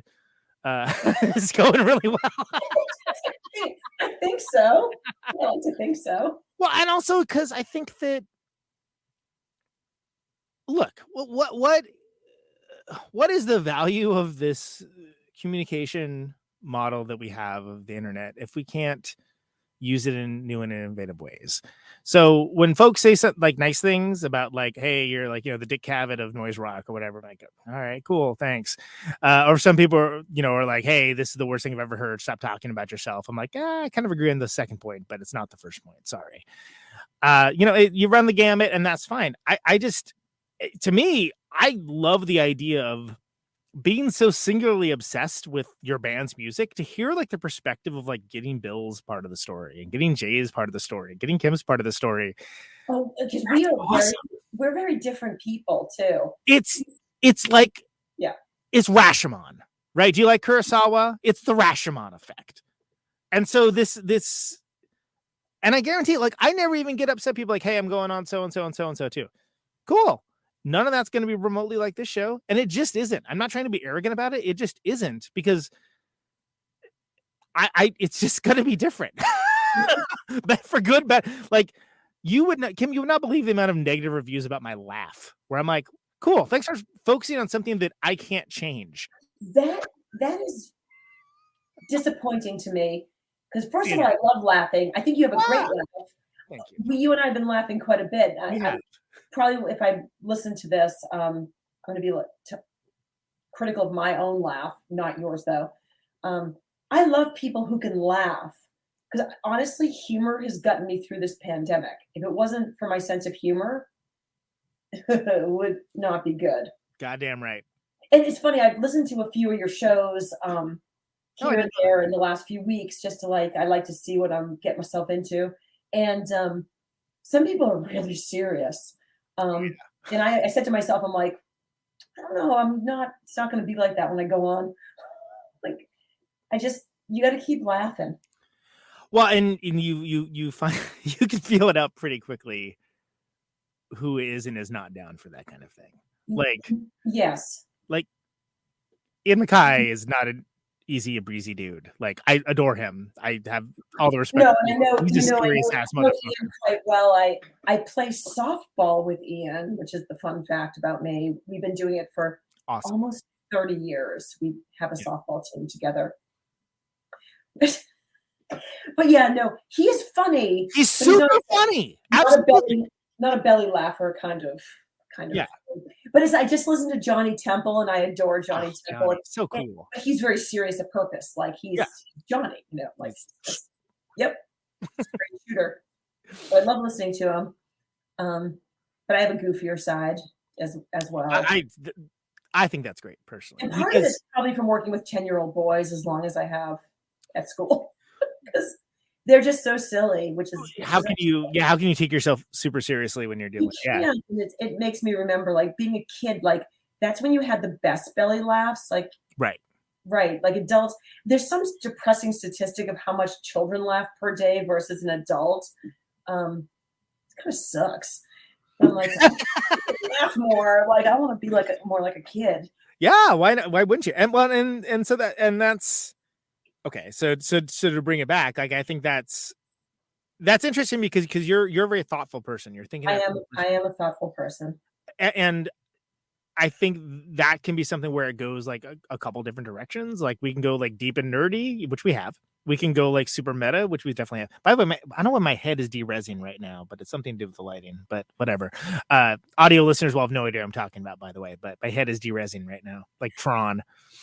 Using the virtual background, right? Well, yeah. I mean, like, again, you got to have 17 versions of the logo, apparently. It's just, but I have like a Jay Ryan print coming out of your head. Yeah, which is great. If you're going to have things coming out of your head, a Jay Ryan printer. I'm sure you know Jay Ryan. I have several of his prints in my house. Speaking of plugging people, like Jay Ryan, he's a talented and a great dude. Yeah, that guy. And Guy Noga's a fantastic man too. Midwesterners, man, you Midwesterners. But I'm not joking about the Midwestern thing. That is a real thing. Some of the friendliest people. But you were going somewhere else with this. Oh, it doesn't matter. Like, nobody wants to hear my opinion. but the thing is, nobody wants to hear my opinion. But here's the tag to that, right? But people do want to hear my point of view. But they don't realize that they attribute it to whoever's on the show. Because people think it's cool to hear so-and-so talk. Sure. But it's a conversation, right? And that there can be pitfalls and there can be things. So it's like it's rare that it gets weird. Don't get me wrong. I'd much rather have a conversation. Like, I really abhorred the interviews, and I did hundreds of them back in the day where it was just like a packed set of questions that kids would ask you. Like, what was it like going to Atlantic? Which is a totally legitimate question. But it's like, it's maybe the worst framing ever. Like, great. It So is. the other It's like- 1,000 times we've been asked that. Let me just like dig in the archives for that one. Yeah, no, but definitely. But it was just like, they come with a list on a crumpled piece of paper, and it's sweet actually. Like, and I still get some people who want to do written interviews, which I think are the most stilted thing in the world. There's no flow to it at all. No flow at all. The only flow is if I can, make my writing good. And I'm a decent writer, but it takes a real toll on you to do those kind of interviews. So this is my favorite, where it is conversational. I'm absolutely stoked that you came on to do this, and we're not done yet, to be clear. But like, I was like, fuck yes, this is going to be awesome. I know it's going to be awesome, because it's like, whatever, we like kind of know each other, but don't really know each other. But I'm like, it's gonna no, exactly. And Conan, I told you this right before the show started, but I had forgotten it, like it was a video thing, and I'm thinking I'm audio only, and I really did have my pajamas on. You were all comfortable, yeah. Yeah, really, my hair's a mess, and well, not a fancy person, but I did brush my hair for this show. I had Mick Harvey on from Nick Cave and the Bad Seeds and Birthday Party and like all his excellent solo stuff and whatever. I'm a huge Nick Cave fan. Any of Nick Cave's music going back to the inception. I love Nick Cave, and I love his the blog he does. What is it called? Oh, the Red Right Hand archive. Yes, whatever it is. It's a Red Right Hand something. Anyway, yeah. Yes, he's a great writer and blogger. But I had Mick Harvey on. I dare say it was a great episode, and it was like the week Anita died, which was sort of like, I was like, hey, if you want to not do it, like, cool. I was like, no, let's keep doing it. We did video, but I didn't use it because I got to see Mick Harvey lamping on the couch in his like leisure wear. That is super cool. Which is like, this is great. He's like, I'm gonna guess you probably don't want video of that on the internet. He's like, I prefer if you didn't. I'm like, yep, no problem. I love that you got to see that though. But like, for someone like myself, it was like, cool. This is the kind of show that, don't worry about it. If you don't want to do it, it's not a big deal. Like it's right. It's not a bit. But yeah, I was too busy being like, 30 hours in airports this week. So I probably forgot to mention that. Sorry. Anyway, look, Kim, can we talk about the records a little bit? I mean, I feel like people are going to be like, this dickhead is like nattered on about this, that, and the other. I think I'm the one who's nattered on. No. Pandemic talk. Can we talk about? So again, my love for the self-titled is well documented in previous episodes. I'm a big fan of the self-titled record too, but lots of people thought For Your Own Special Sweetheart was like the pinnacle. Yeah, and I love that one too. That one's great. Again, Decline. I don't feel that way. Where were you guys at when you did Sweetheart? Like where because that's a jump, right? And again, we have to explain the concept of selling out to the younger listeners and viewers, where people don't even get what that is now. But that was like in the zeitgeist. Thank you, Johannan. Everywhere. No, and like I actually do think of Maximum Rock and Roll coming, because which people nowadays are like, what? What's that? No, I know, but it's it was a very hardcore music magazine coming out of San Francisco, right? And we had readers like of that magazine tell us they wished for us to die in a fiery van accident. Like they were that passionate about that. Like we got a letter to that effect, and I'm like, really? Like it seems extreme, yeah. No, because listen, I will say this: that For Your Own Special Sweetheart was written before we signed. Yeah. I remember hearing about that. Yeah. That was that was the natural flow and evolution right there. Like that was not in response to a major label. Nor was the self-titled, quite frankly, because, like I said, we were really uncontrollable. We were fiercely independent, and you couldn't really beat that out of us. And I knew, like, we wouldn't last forever. But the good thing is we never got dropped, is the great thing, because we broke up before they could drop us. So they'd take that. So we win, you lose. Or apparently we just went on a really long hiatus, I guess. Well, yeah, obviously, because you're back doing stuff now, right? So.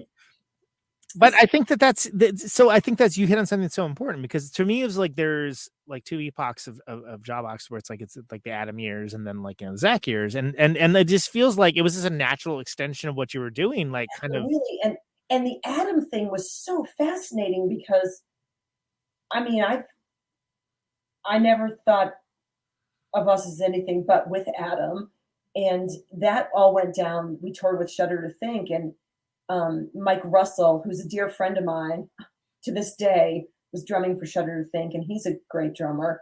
And he had wanted to leave, like was done with that lifestyle. And Adam agreed to join Shudder to Think while we were touring with Shudder to Think. It was a little hard to swallow.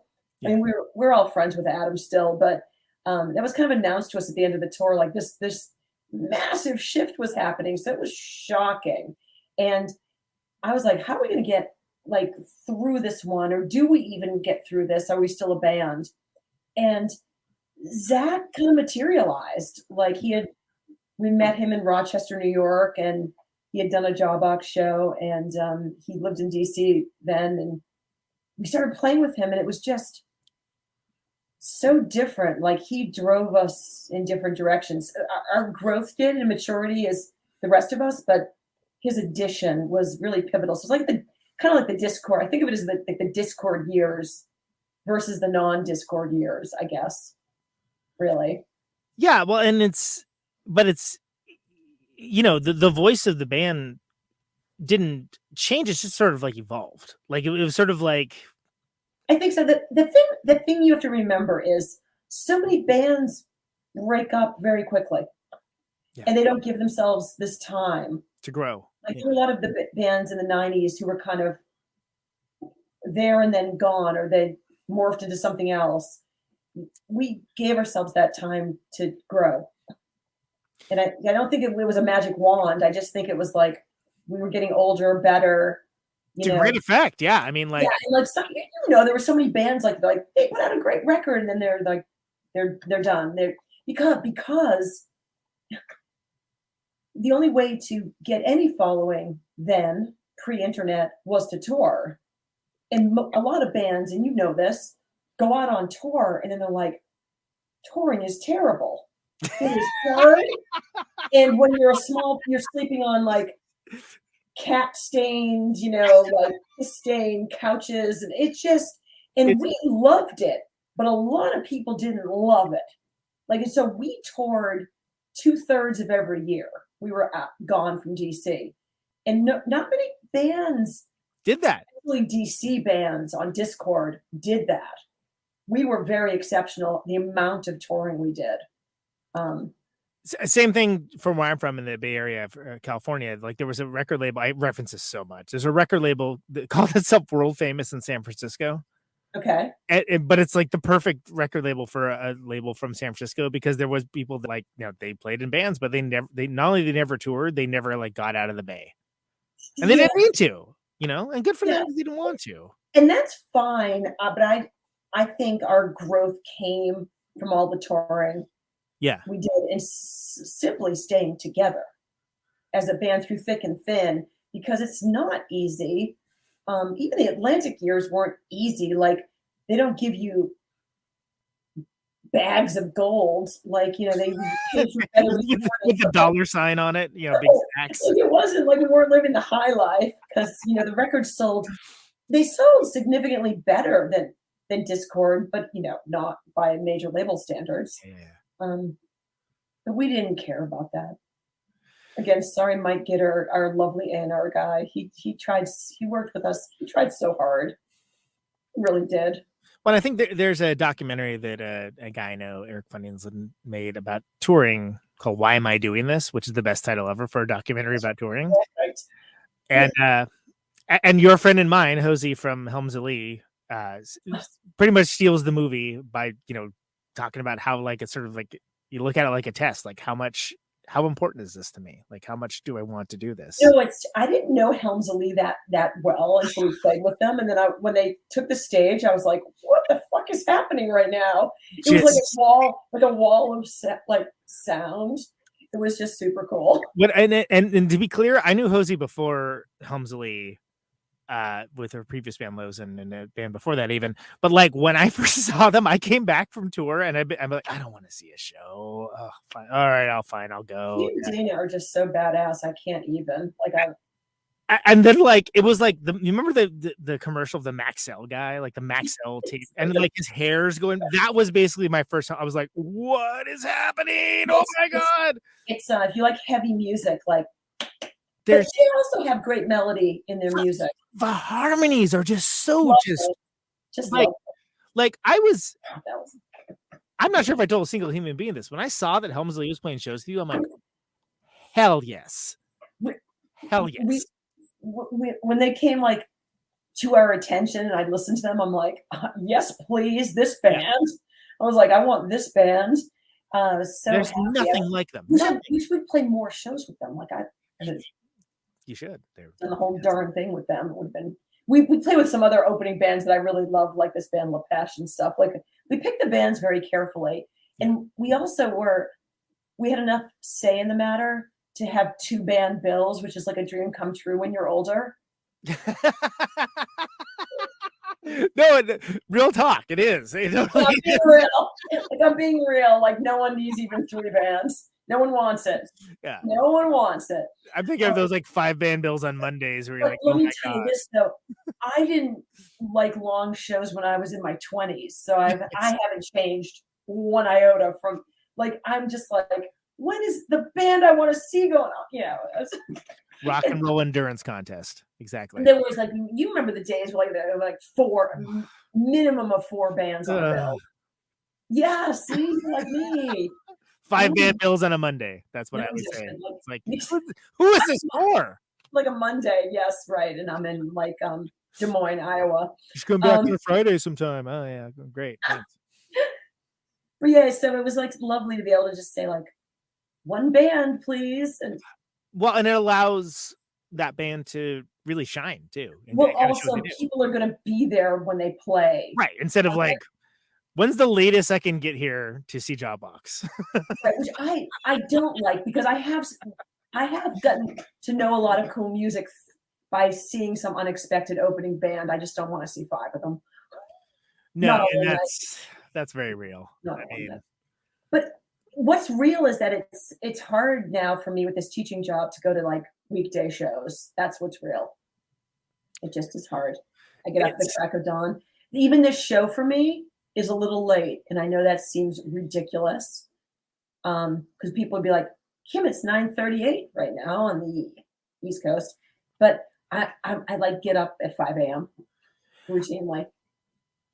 And that also again is real. Like I mean, we played with Aesthetics. Like I made a special point of being like, yeah, this show starts at 7. If you show up late, it's over. Forget it.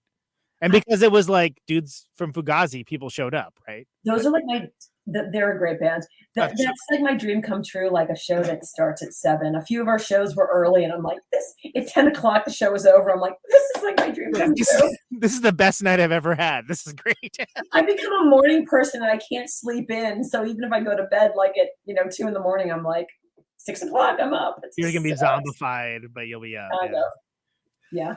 The one I dread about before. We were originally talking about For Your Own Special Sweet. We were talking about the records. Yeah. I don't think much about the first record. Yeah. Although I'm proud of some of it. And what I'm most proud of with the early record is really, the first thing we did was a 7-inch, and I was working at Discord Records at the time. And they were doing a lot of cool releases then. And I said, Ian, I had the talk with Papa. We call him Papa. Right. Had the talk with Papa. And like, would you put this 7-inch, this Jawbox 7-inch out? And then I got the Papa Talk, which was, well, I could put the record out, but if it's a half release and you do it, you'll learn a lot. So it was a half release in the start of my label, Desoto Records. It was which we have somehow not discussed even for 1 second until right now. And that's okay. No, it's not okay, Kim. It's not okay at all. It's not okay, and I blame It's not you. okay. It's fine. But so that's how I started a record label, because Ian was like, let's do a half release. And, the half releases are famous at Discord, like, because Classic. Each half release has a story why the fuck it was a half release. Some of them were like, Ian couldn't commit to doing it on Discord for one reason or another. Others were like, Kim, you will learn. You will learn the ways. Like, I'm like the Padawan, Right, exactly. You're sitting there blindfolding yourself and like the things. Totally. Totally. That's what we did at Discord, actually. Yeah, people don't know this, but people don't know. Now they do. And so, I learned a lot working at Discord, and I loved putting out records. And then it came a time when I didn't love putting out records, because running an independent record label is hard work. Being in an independent band is hard work, and running a record label is probably even harder work. Yeah, it's like think of all the hard work of being in a band, but like none of the play shows. Yes, and none of the gratification of being on stage for 45 minutes. And there's so many moving parts, right? Because you have to be good at finances, and I became good at all those things. I still pay my royalties, religiously and on time, and I think that's well appreciated by the bands who were on my label. But yeah, so that's so that first 7-inch I thought was really badass. Like, we stuck 4 songs on a 7-inch, which you're not supposed to do, but we did. And so I'm proud of a lot of that, and it's where we were at the time. And there's some good songs on Grip. I don't think of that record very often. It's the only one that I only own on cassette. Love that. It seems like it should be only owned on cassette. I think it's perfect for cassette. It really is, honestly. Yeah, yes. It should be a cassette that gets a little like warped in your car on a hot day, like, but it still kind of plays. This song doesn't normally start like this. Like, it just was left in the sun. Yeah. Totally. But then Novelty, I'm more proud of. Like, then I think we start becoming better songwriters. Yeah. Less juvenile. I already used the word sophomoric, so I'm switching to juvenile now. Trying to use my brain thesaurus. So Novelty I'm proud of, and that's where people start picking up. Like, we get a fan base, a better fan base, because we've toured a lot by then, like a lot. And there's that split with Tar that you did. With Tar, and like, we just started meeting a lot of other great if our band was great, like, I don't want to say, like, to some people we were great, to others, like, that we should burn in a fiery van accident. But we started meeting great bands. Thank you, Tim Johannan. It wasn't actually Tim, but it was. It was, but it's a what hast thou wrought moment. The followers, yes, the disciples. Which actually kind of is a precursor to Twitter in a way. But anyway, yeah, go ahead. Fascinating, kind of, yes. I never really thought of it that way, but sure. But yeah, so Novelty, like, we can tour now and have more than 5 people at a show. Yeah. Which is nice. It's nice to have that. Yeah. Well, it's funny because I am so happy I did this. For whatever reason, I wish I'd actually journaled, because then I could write my punk rock book, which is really trendy. But I can't remember enough to write a punk rock book. Rose from Poster Children is writing one, and I of course Rose is writing one, because Rose has a mind like a steel trap. I love that woman. In fact, when people ask me occasionally in these interviews what bass player influenced you, I'll say Rose from the Poster Children, and that's like, no one's expecting me to say that. But she's a stone badass. I mean, they're expecting me to say, whatever. Yeah, I don't John know, Paul Jones or exactly. And I'm Dave Allen. Okay, cool. I don't give a shit about them lovingly. Like, I can appreciate the musicianship, but that's not people who influenced me. Yeah. Rose did, because Rose is still, because they're playing, is nerdy and kind of a weirdo on stage, but also a maniac on stage. And like, I'm like, she's just fucking cool.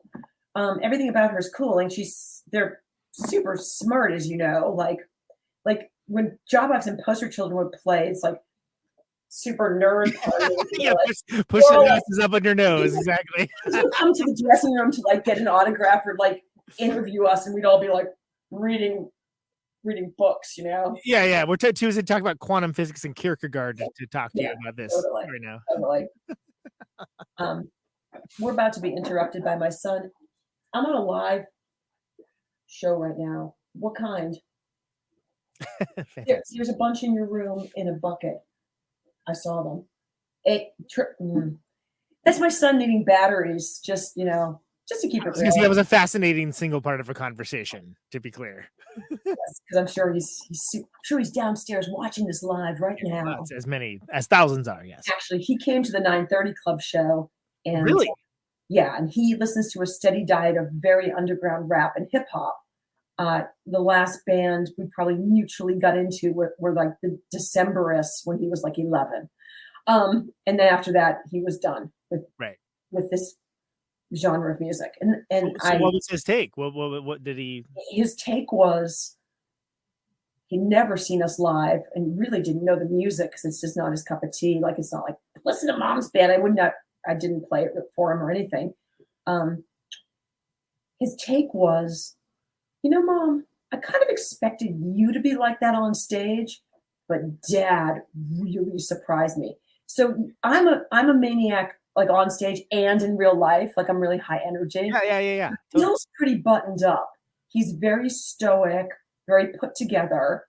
And Nick had never seen Dad like that, like on his back, No, he's a maniac. Like, and I say that as a fan. Like, most nights I have to like be careful I don't trip on Bill as I leave the stage.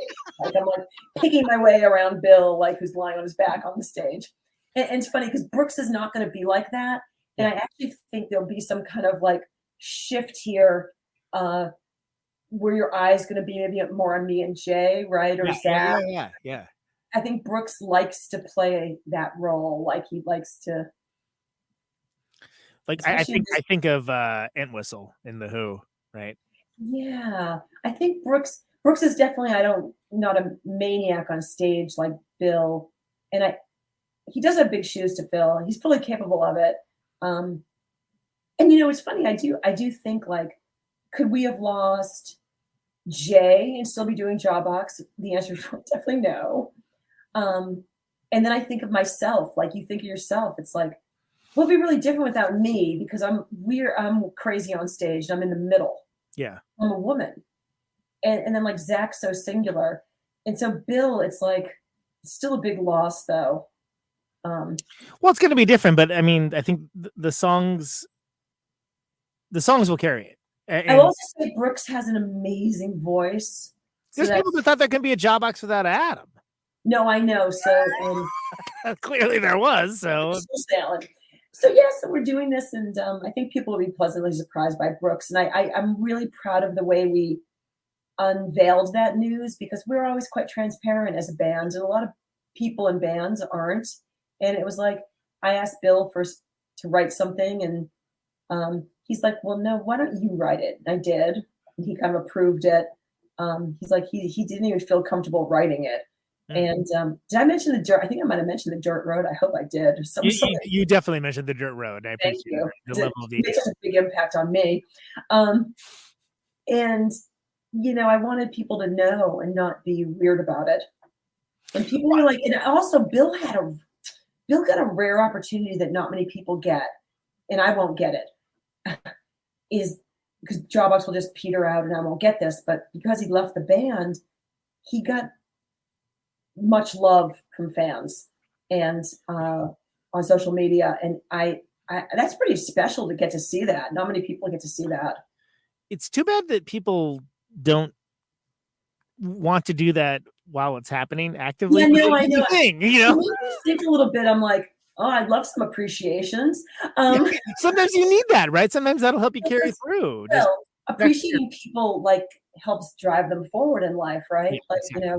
And not kissing someone's ass, but like just like, hey, if I can, what you're doing is cool, matters and is cool. And trust me, people reach out to me probably more than anyone in the band because I've always been a little more available, I think. First with letters and with social media, and I'm very approachable. And I realize now on this tour, especially, I influenced a lot of young women. There's been at least two people that have chimed in on the chat tonight that have said that. I didn't know that. Like, I didn't know that, you know? Yeah. So I didn't know that influence I had, and that's good feedback for me as a human being to have. Like something I did mattered in the thread of this universe. Like, you know, it's cool. The friend that got me into you guys in the way that like I became like a huge fan, Erin Dorbin, like you loom large in her story, and she's a badass in her own right. And that's cool. Like tapes were made. Tapes were made. And you know, like that's the kind of influence that the band has had. Is it like when it matters so much for the people it matters to? Well, we also, myself included, I should say. I'm not exempt to that. We come from DC, right? The DC vibe. We have a certain ethos. Like, I think we are more approachable than some bands. Like, we always were very available. Yeah. And I did something on this tour that I used to do to some extent, but I'm a extrovert introvert. I am an extrovert until I hit a wall, and then I'm just done with people. I need to recharge my batteries alone. Sure. And you know, so being on tour is a lot of people. I knew there was a reason why we get along so well, by the way. Anyway, go okay. So that you too? Like, so, I mean, there are moments on this tour, especially because the shows were bigger, where I got really overwhelmed, like by the end of the night. How could you not? It's like all the love and all the talk.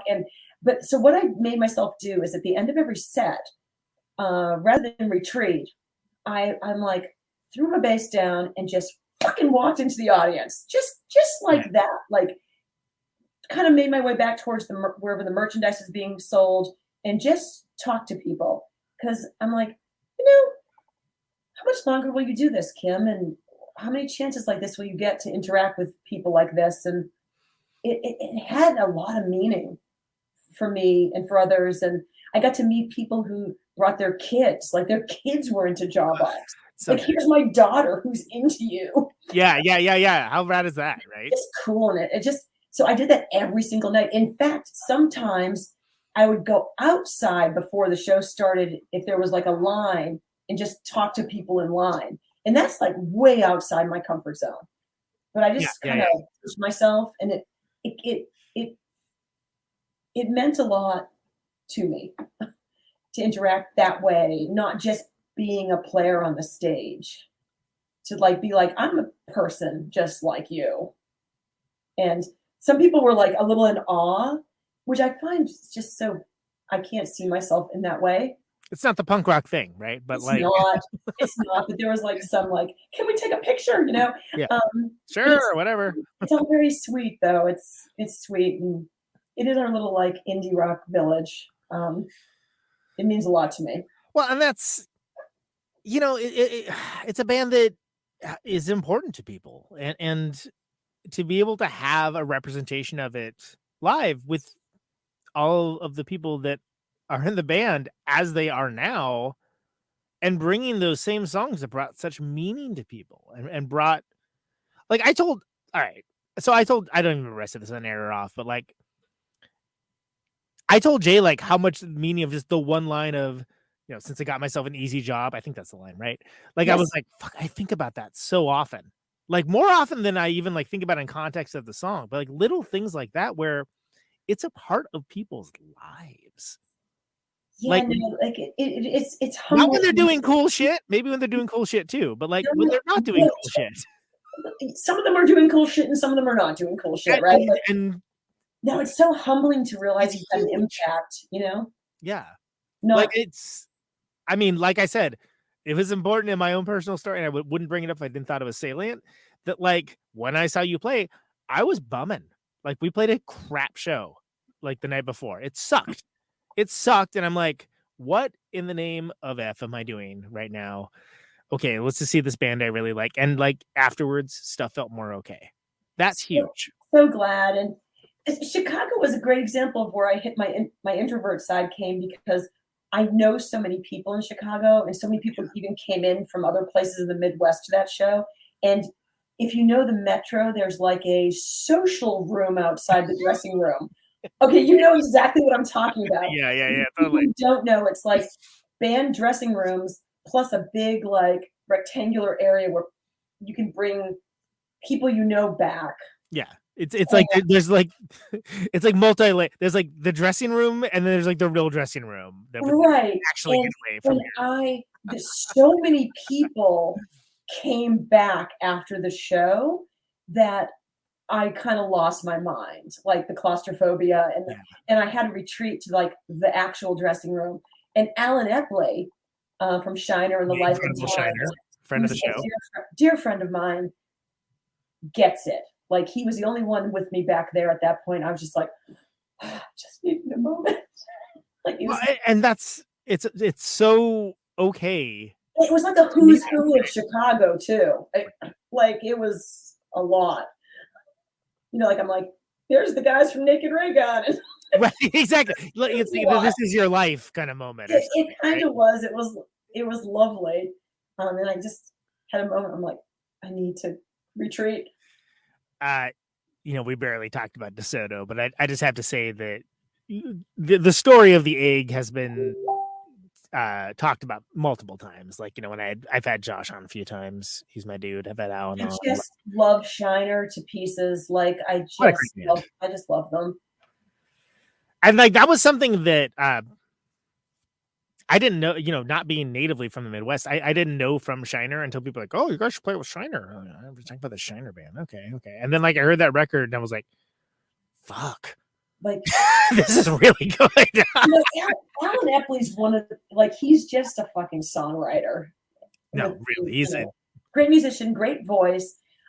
He is there's sometimes musicians in your life who have a profound emotional effect on you. Like I like many bands, even love many bands, but they don't maybe move me emotionally. Like I just can't use the music. But something about his voice, the timbre of his voice, I just he brings tears to my eyes at times. Like it's wild. It's special. For me, yeah, it is special. And he's just don't tell him I said so, but it is. He's a Midwesterner, so he's humble too. Yeah, he wouldn't be able to accept it anyway. He wouldn't be able to accept it anyway. You get a few in him. And then he knows I love him to pieces. I've been on his show that he does. He also runs an excellent conversational kind of podcast. Yeah, I've had him on. He hasn't had me on, but whatever. Well, the bastard. I mean, he's not all good. He's too busy having like everyone he worked with in the Blue Man Group on. It's a great show. I love it. The fact that he played in the Blue Man Group, I mean, it's pretty. How bizarre is that? It's great. It's beautiful. I love it. It is beautiful. Alan's the best. So I think I've answered your question with the records. How I feel about them, and I'm proud of all of them. It is almost like I have just one child, but like there's different developmental milestones. Yeah, in raising a kid, and there is with the band too over time, and pros and cons of each era, kind of. I think. Well, totally, and like I said, I was thinking about today, and it's a rare example of a band that just got better and better as it went on. And I honestly, only with caveats can I think of a single example where it was not just a steady gradation. And I, like I said, I listened to self-titled today at buying the aforementioned cat food. And I was like, fuck, this rips. Like if this was the only record by this band, I'd be like, this is one of my favorite records. And that's saying a lot. It's one of the reasons. I listen to a lot of stuff. There's a lot of songs from that record, and there's a reason for it. Yeah, I mean, like it's a band at the height of its power. That's astounding. So, Kim, this has been honestly a delight. Like so delightful. Last thing I ask, it's only canned question I ever ask. You can choose to interpret it however you like, but why do you do what you do? It's not heavy or deep or existential or anything. Let's see. The thing about me is, and I think this describes most humans, I do the music, but I also do so much more than music. So you were specifically referring to my music? You can choose to interpret it however you like. I guess you said that. Connection. Connection is why I do what I do. I just think it's important to me to be connected with people, and music is such a great touch point for that. And it has been since I was a little girl. It just has continued. And so I will speak to the music, but also many other things I do in my life. I've met some beautiful people from all over the world, and not everyone gets a chance to do that. And I think that's one of the reasons I do it. Kim Coletta, thank you ever so much. This has been lovely. This has been so much fun. And yeah, it's good for me to go now so I don't start yawning, because it would not be an indication that I'm not excited. It'll just be that I'm tired. But thank you. It was really fun. Thank you ever so much. Okay. There she goes. Let's listen to some Jawbox. It's definitely going to be Won't Come On.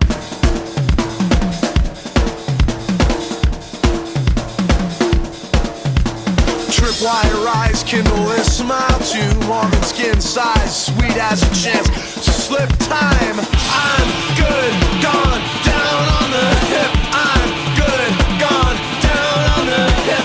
I'm good, gone down on the hip. I'm good, gone down on the hip. 1 second cut from the arc of a swan dive, pulled out tight to the pitch of a taut line. Good, gone down on the hip. I'm good, gone down on the hip.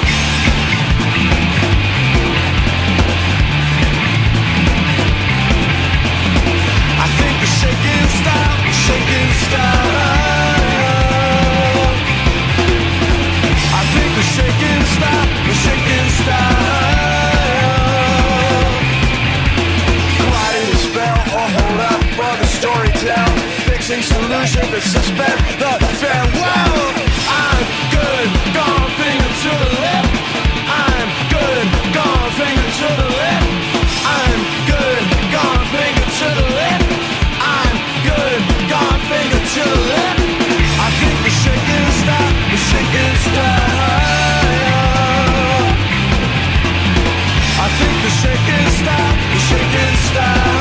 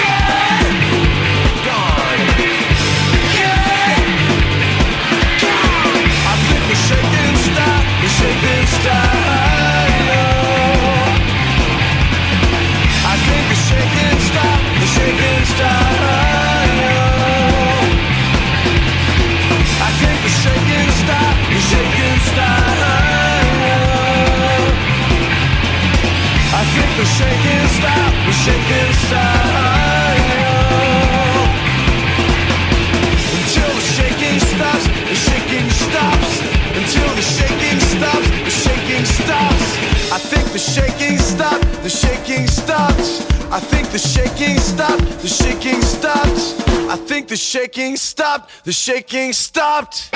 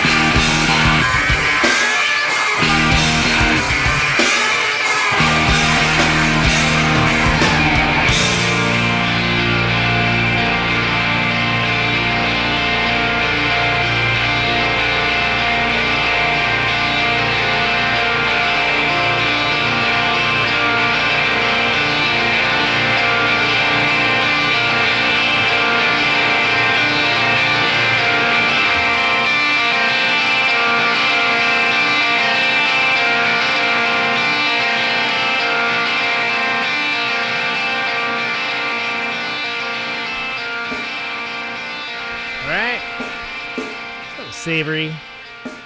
Savory. Before that was Won't Come Up. We talked about it enough. Played on the tour, Jay. Do it. God damn it. I'd like to give a... both those are by Jawbox, by the way.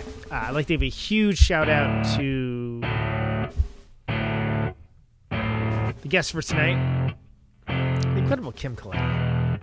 What a badass. What a awesome lady.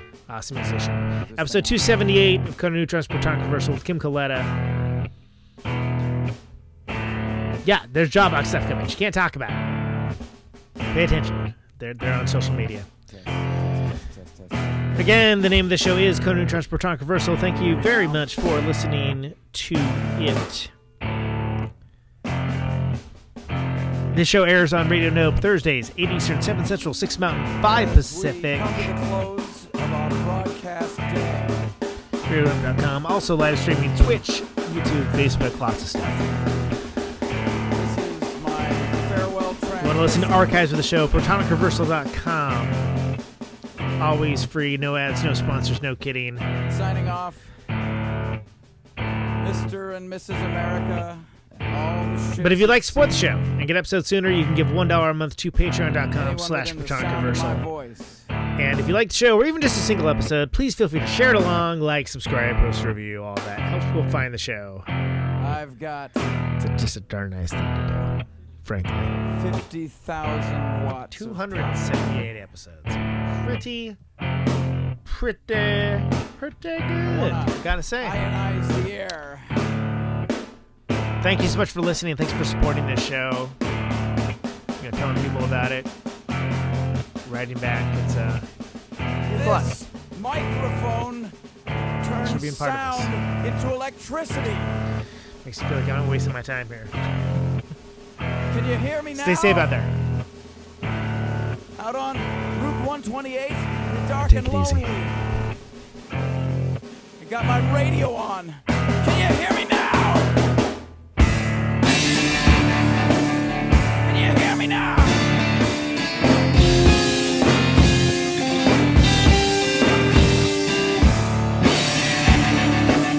Can you hear me now?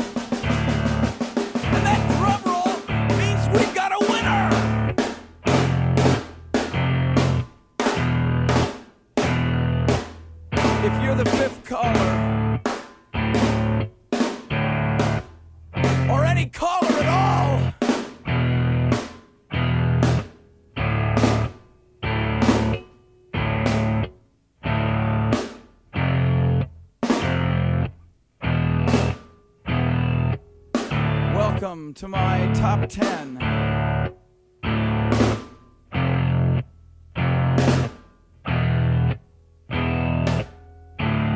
I'd like to thank our sponsor. But we haven't got a sponsor. Not if you were the last man on Earth. She was prepared to prove it. This one goes out to a special girl.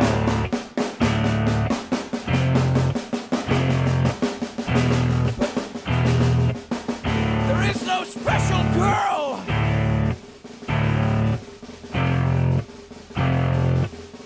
It's the end of radio. The last announcer plays the last record. The last what? Leaves the transmitter. Circles the globe in search of a listener. Can you hear me now?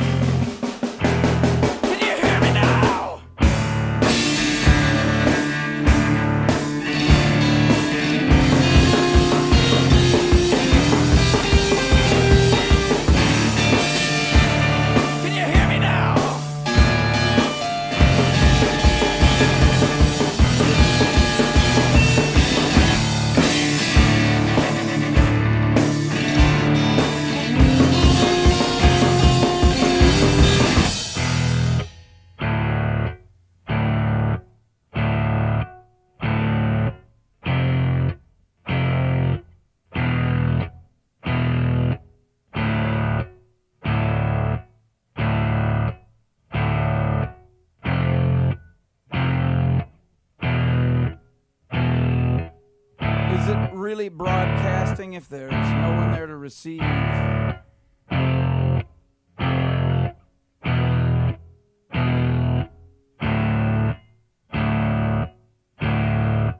It's the end of radio. As we come to the close of our broadcast day,